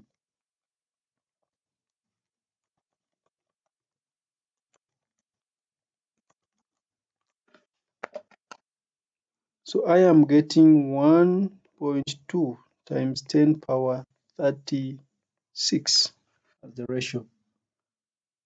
1.2 times 10 power 36 as the ratio. Next, Newton's law of gravitation applies to point masses. State Newton's law of gravitation. The force of attraction between 2 point masses. The force between 2 point masses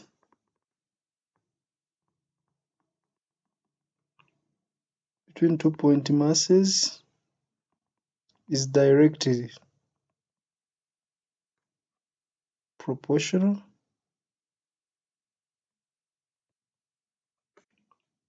to the product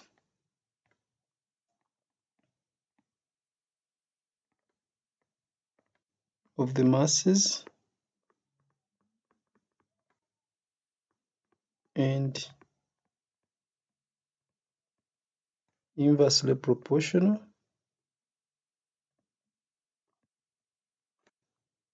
to the square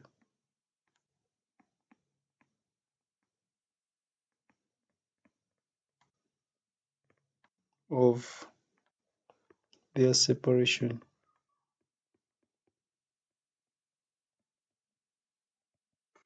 So the force between 2 point masses is directly proportional to the product of the masses and inversely proportional to the square of their separation. Inversely proportional to the square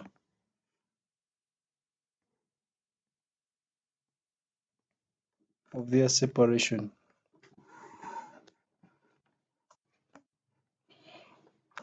Explain why, although the planets and the sun are not point masses, the law also applies to planets orbiting the sun.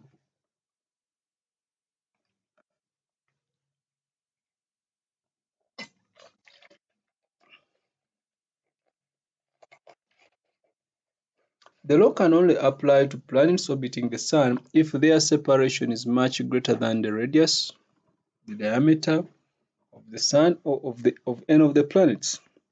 So their separation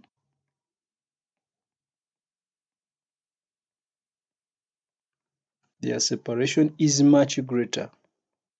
This much is very important. Is much greater than the radius or the diameter or the size.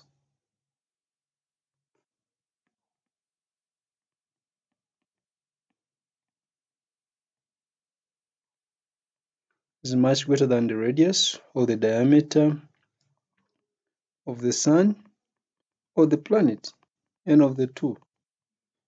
So then the planet can be considered, or the planets can be considered point masses. State what is meant by a line of force in a gravitational field. So you should be able to define a line of force in a gravitational field, in an electric field, and in a magnetic field. In a gravitational field, remember, a line of force tells the direction. Therefore, when it is in a gravitational field, since we deal with mass, then it is the direction in which um, the mass or a small test mass would move if it was free to do so. So it's the direction of the force. So the line which gives the direction of the force on a small test mass. So this is the line which gives the direction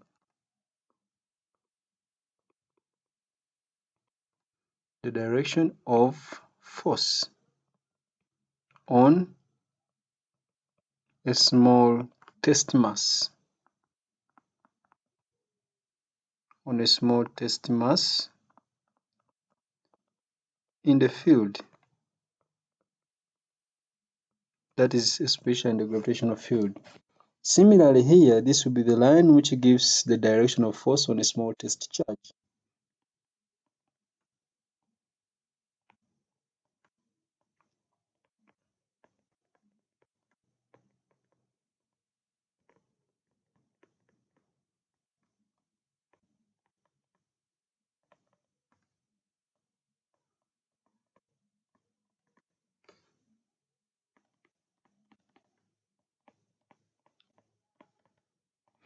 And of course, the magnetic, by the way, in electric fields, we consider a positive charge. So the line which gives the direction of force on a small test positive. This is very important. We shall see in electric fields that in defining an electric field, we always imagine a unit positive charge. So the direction in which a positive charge would move if it was free to do so is the direction of the electric field. So the line which gives the direction of force on a small test positive charge is the electric field. In a magnetic field, we shall consider the north pole. The line which shows the direction in which a north pole would move in a magnetic field. That is the magnetic field line. Okay? A charged metal sphere is isolated in space. State one similarity and one difference between the gravitational force field and electric force field around the sphere. State one similarity and one difference between gravitational force field and electric force field. We have given at least since here they have said their metal sphere, a charged metal sphere is isolated in space. It is a sphere. For a sphere, the field lines are radial. And we said both for gravitation and we shall also see for electric fields, as long as it is spherical, both fields are radial. So both fields are radial because of the spherical shape. Both fields are radial. Both fields are radial. And of course, the others could include the field strength is inversely proportional. Field strengths inversely proportional to the square of the separation, that is 2. Also, we can also talk about potential. You can talk about the potential.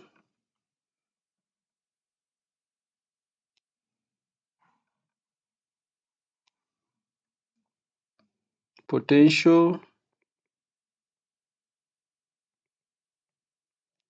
is inversely proportional to the separation. Field strength is inversely proportional to the square of the separation. Potential is inversely proportional to the separation. You can also talk about the force and so on and so forth.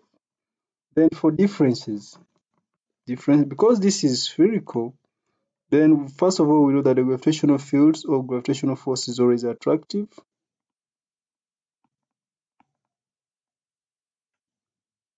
Gravitational force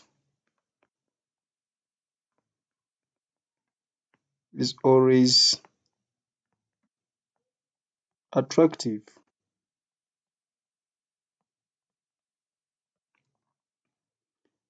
Gravitational force is always attractive. Then electric force or electric field, whatever it is, electric force can be attractive or repulsive.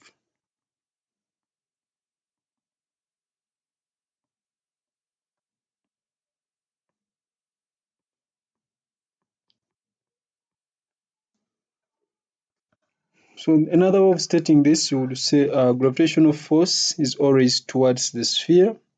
Electric force direction depends on the sign of the charge on the sphere. It can be towards or away. That's what it means. For charge, the electric force can be towards or away from the sphere depending on the sign of the charge. But for masses, gravitational force is always towards the sphere because it is always attractive. Okay. Then next, you have two horizontal metal plates are separated by distance 1.8 centimeters in a vacuum. A PD of 270 volts is maintained between the plates as shown. So in there we have a proton.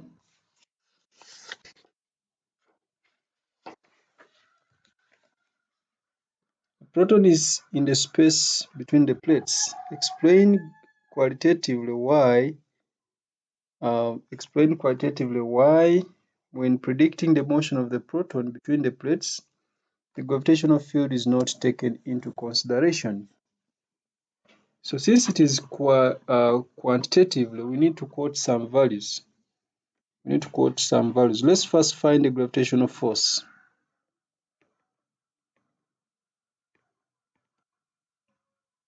The gravitational force is of course going to be the weight, which will be mg. And this is going to be 1.67 times 10 power negative 27. That is the mass of the proton times 9.81. And this gives you, using my calculator here very fast.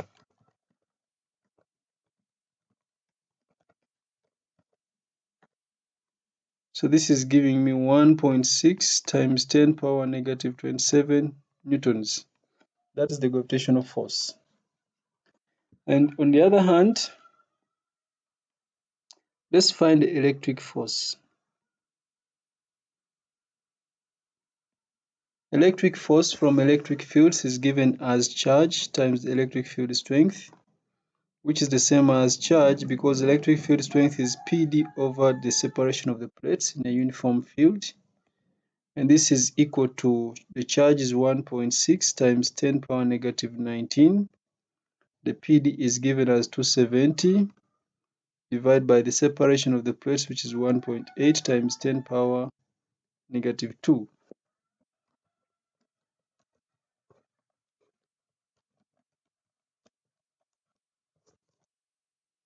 So this is giving me 2.4 times 10 power negative 15 newtons.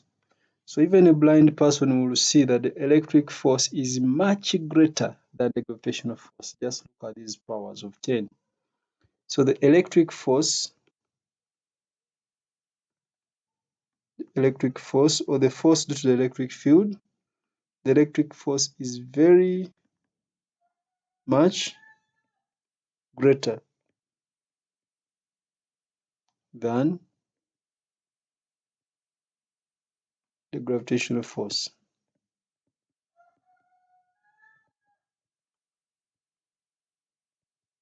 That's why you see it is not taken into consideration. Okay, again state Newton's law of gravitation. The force between 2-point masses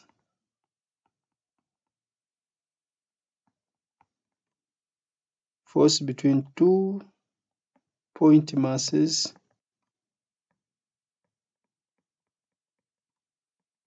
is directly proportional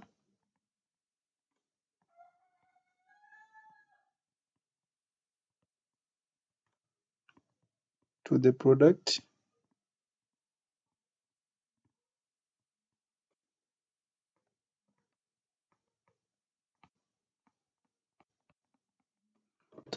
of the masses, and inversely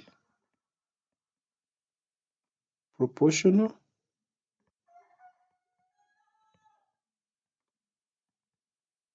to the square of their separation.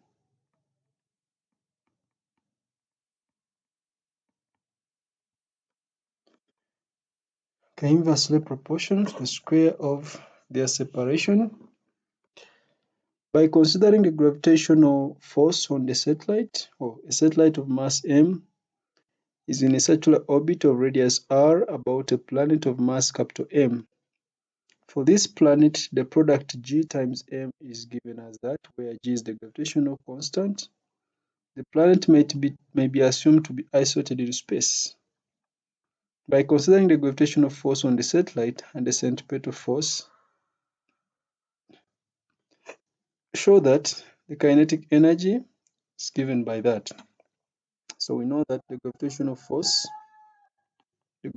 force provides the centripetal force. So I'll have that mv squared over r is equal to g capital M small m over r squared. This cancels. No, I may not cancel that. I want to cancel this. I want to cancel the m because I want an expression with m. So I'm going to multiply both sides by a half. Multiply both sides by a half, so I have a half this side, mv squared. I have a half the other side, capital G, capital M, small m over r, because one r cancelled. And this is kinetic energy. So it implies that kinetic energy is equal to G m over 2r.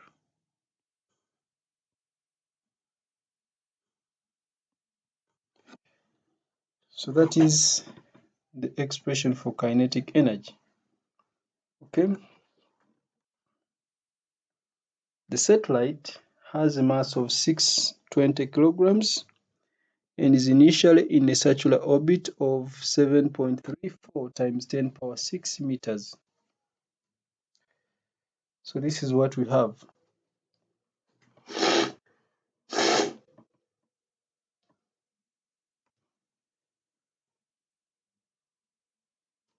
Resistive forces cause the satellite to move into a new orbit of this radius. So it is moving into a lower orbit. Determine for the satellite the change in kinetic energy. Determine for the satellite the change in kinetic energy. So we have already seen that kinetic energy is going to be equal to a half capital G capital M small m over r. So the change in kinetic energy will be just the difference. This implies that the change in kinetic energy, the a half will be the same, constant. Capital G is constant. So this will be 6. 6 point, oh, they said G times capital M. They gave us G times capital M. Somewhere here we have G times capital M. G times capital M is 4.00 times 10 power 14. So we are going to use that instead of using G, capital G. So this will be 4.00 times 10 power 14. That is capital G times capital M. Small m is 620. then into brackets. So there is 1 over r here.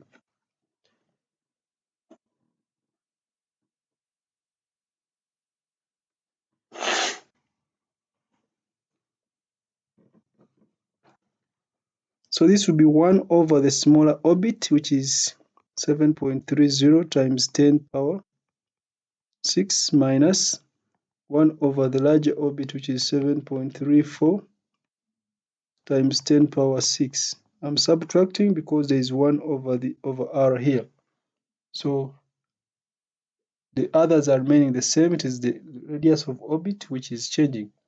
That's why I've subtracted. I wouldn't start with this. It would give me a negative, because after all, the energy at a higher orbit is higher than the energy at a lower orbit. So when we subtract this, I'm just going to press my calculator. I will start with the brackets.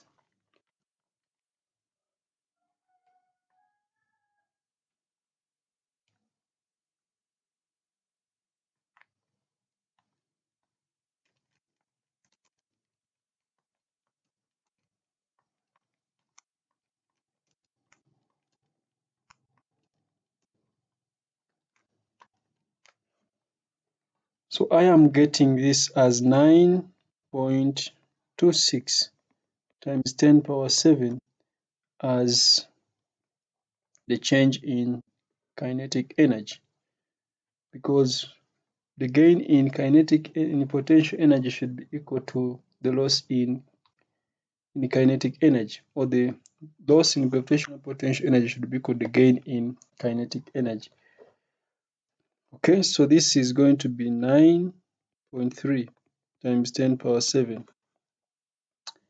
And then they are saying determine for the satellite the change in the gravitational potential energy. So let's try to verify the change in the gravitational potential energy here.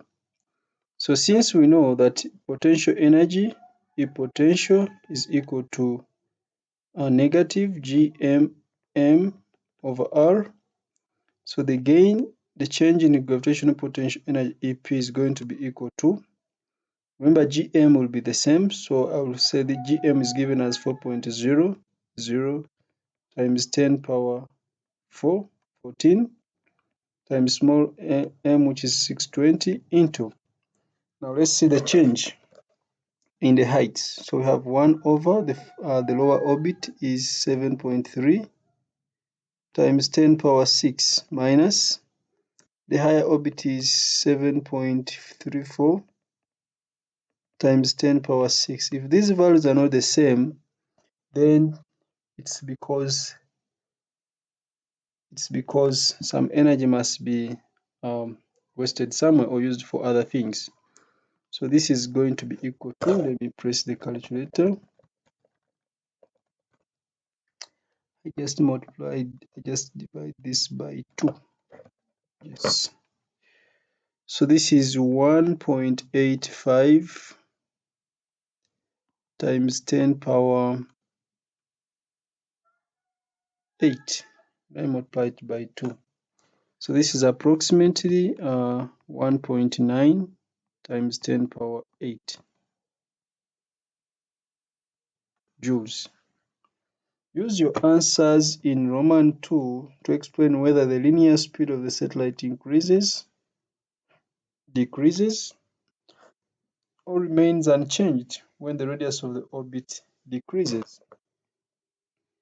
Of course, there are many ways of thinking about this, but if the change in kinetic energy is positive, then it means the kinetic energy increases, so it means the speed also increases.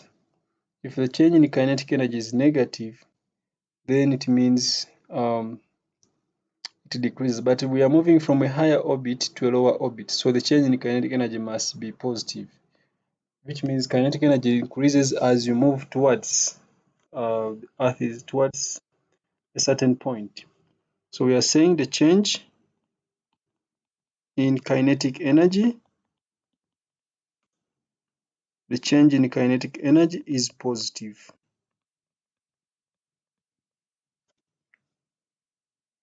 The change in kinetic energy is positive, so kinetic energy increases. Kinetic energy increases, so the speed has increased.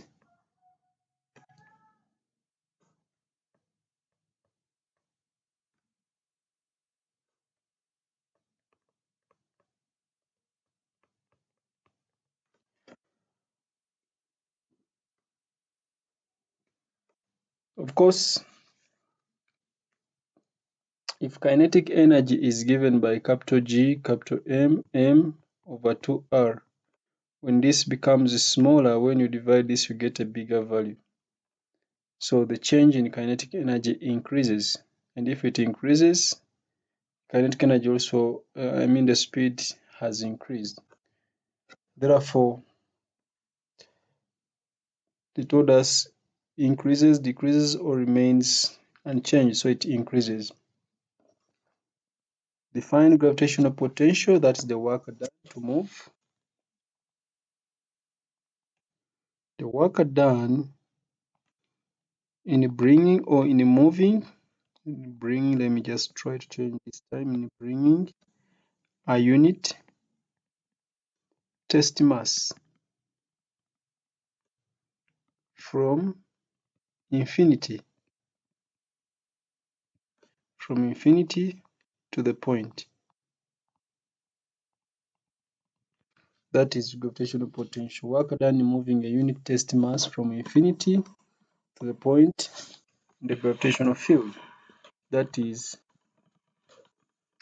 gravitational potential.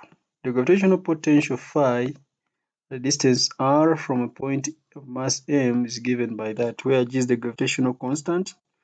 Explain the significance of the negative sign. Number one, we know that gravitational potential is defined to be 0 at infinity. Gravitational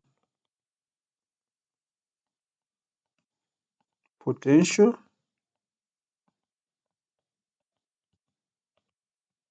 is defined as 0 at infinity. The gravitational potential is defined to be 0 at infinity. The gravitational force is always attractive.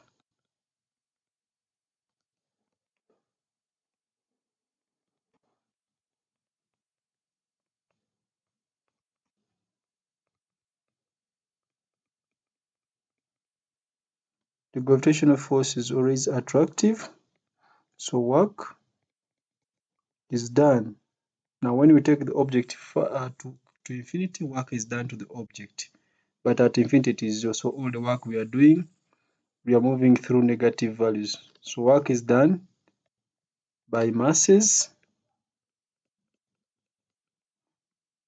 as they move or as they come together.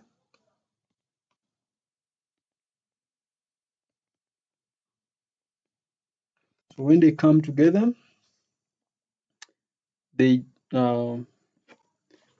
work is done by masses as they come together. When they come together, it means they are moving in the same direction as the force of attraction. So they come together, so energy is got out. Or we say work is got out. Work is got out. That's why we are saying if work is got out, that means their potential should be less than 0 and therefore negative. But of course, when the masses move apart, work must be done on the masses themselves. That means they gain more energy. Okay, next. A spherical planet may be assumed to be an isolated point mass, with its mass concentrated at its center. A small mass m is moving near to and normal to the surface of the planet. The mass moves away from the planet through a short distance h. A short distance. It is a short distance h. And if it is a short distance h, then h plus the radius of the planet is approximately the same as the radius of the planet itself. State and explain why the change in gravitational potential energy delta EP is given by that expression. Okay, so that one we can use, let me use mathematics then. First of all, we know that potential, the change in potential energy is going to be equal to the mass times the change in potential, which will be the mass, the change in potential, this will be capital G, capital M into 1 over R1 minus 1 over R2. So let's say we are moving from one point to another point. So we are moving from R1 to R2. So the difference is that. So this will equal to M times capital G times capital M. Here we have R2 minus R1, that is over the product, that is R1 times R2. I just simplify this bracket here. Then if R2 is the new distance from the center is approximately equal to R1 because it is just a short distance, then it means first of all R2 minus R1 is the height h, and also it means that even when I square R1, or when I multiply R1 by R2, I am almost getting the distance squared, or just R squared, or one of them squared. Therefore, the change in potential energy is going to be equal to M times capital G times M times H divided by, where there is R1, R2, I'll just put the R squared. But note that capital G M over R squared is equal to H. So we are saying that G is equal to capital G M over R squared, which implies now that the change in potential energy is simply going to be mgh. That is fine. That could give you all the 4 marks.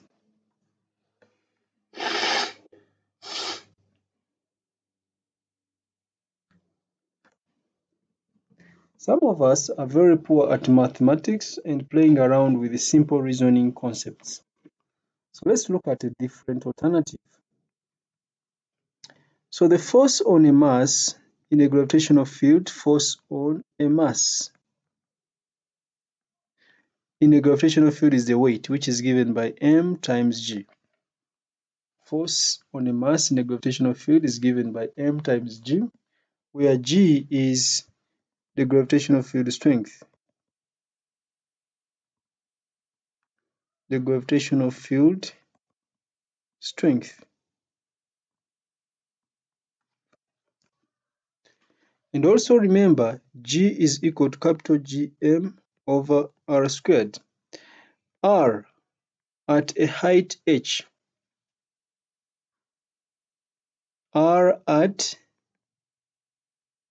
a height h is approximately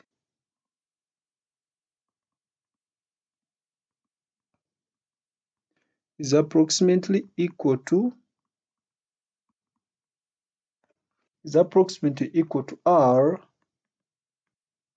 at the surface.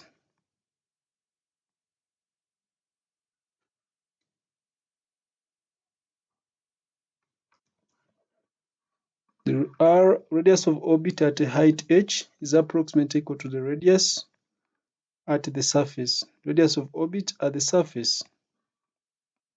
So it means g is approximately constant. So g is constant. And if g is constant, then the change in potential energy is going to be force times, of course, work done, that is force times distance moved. So the force is going to be mass times g, because g is approximately constant and the distance moved is h. So we simply conclude that the change in potential energy is equal to mgh, as simple as that. Force on a mass is given by mg, where G is the gravitational field strength and G is given by this expression here. But the radius r at the height h is approximately equal to r at the surface, so G is constant. And the change in potential energy will be equal to the force times distance moved, that is work done, which is mg times h. Okay.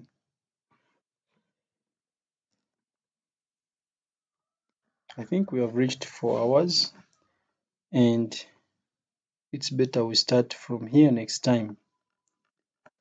Let's start from here next time.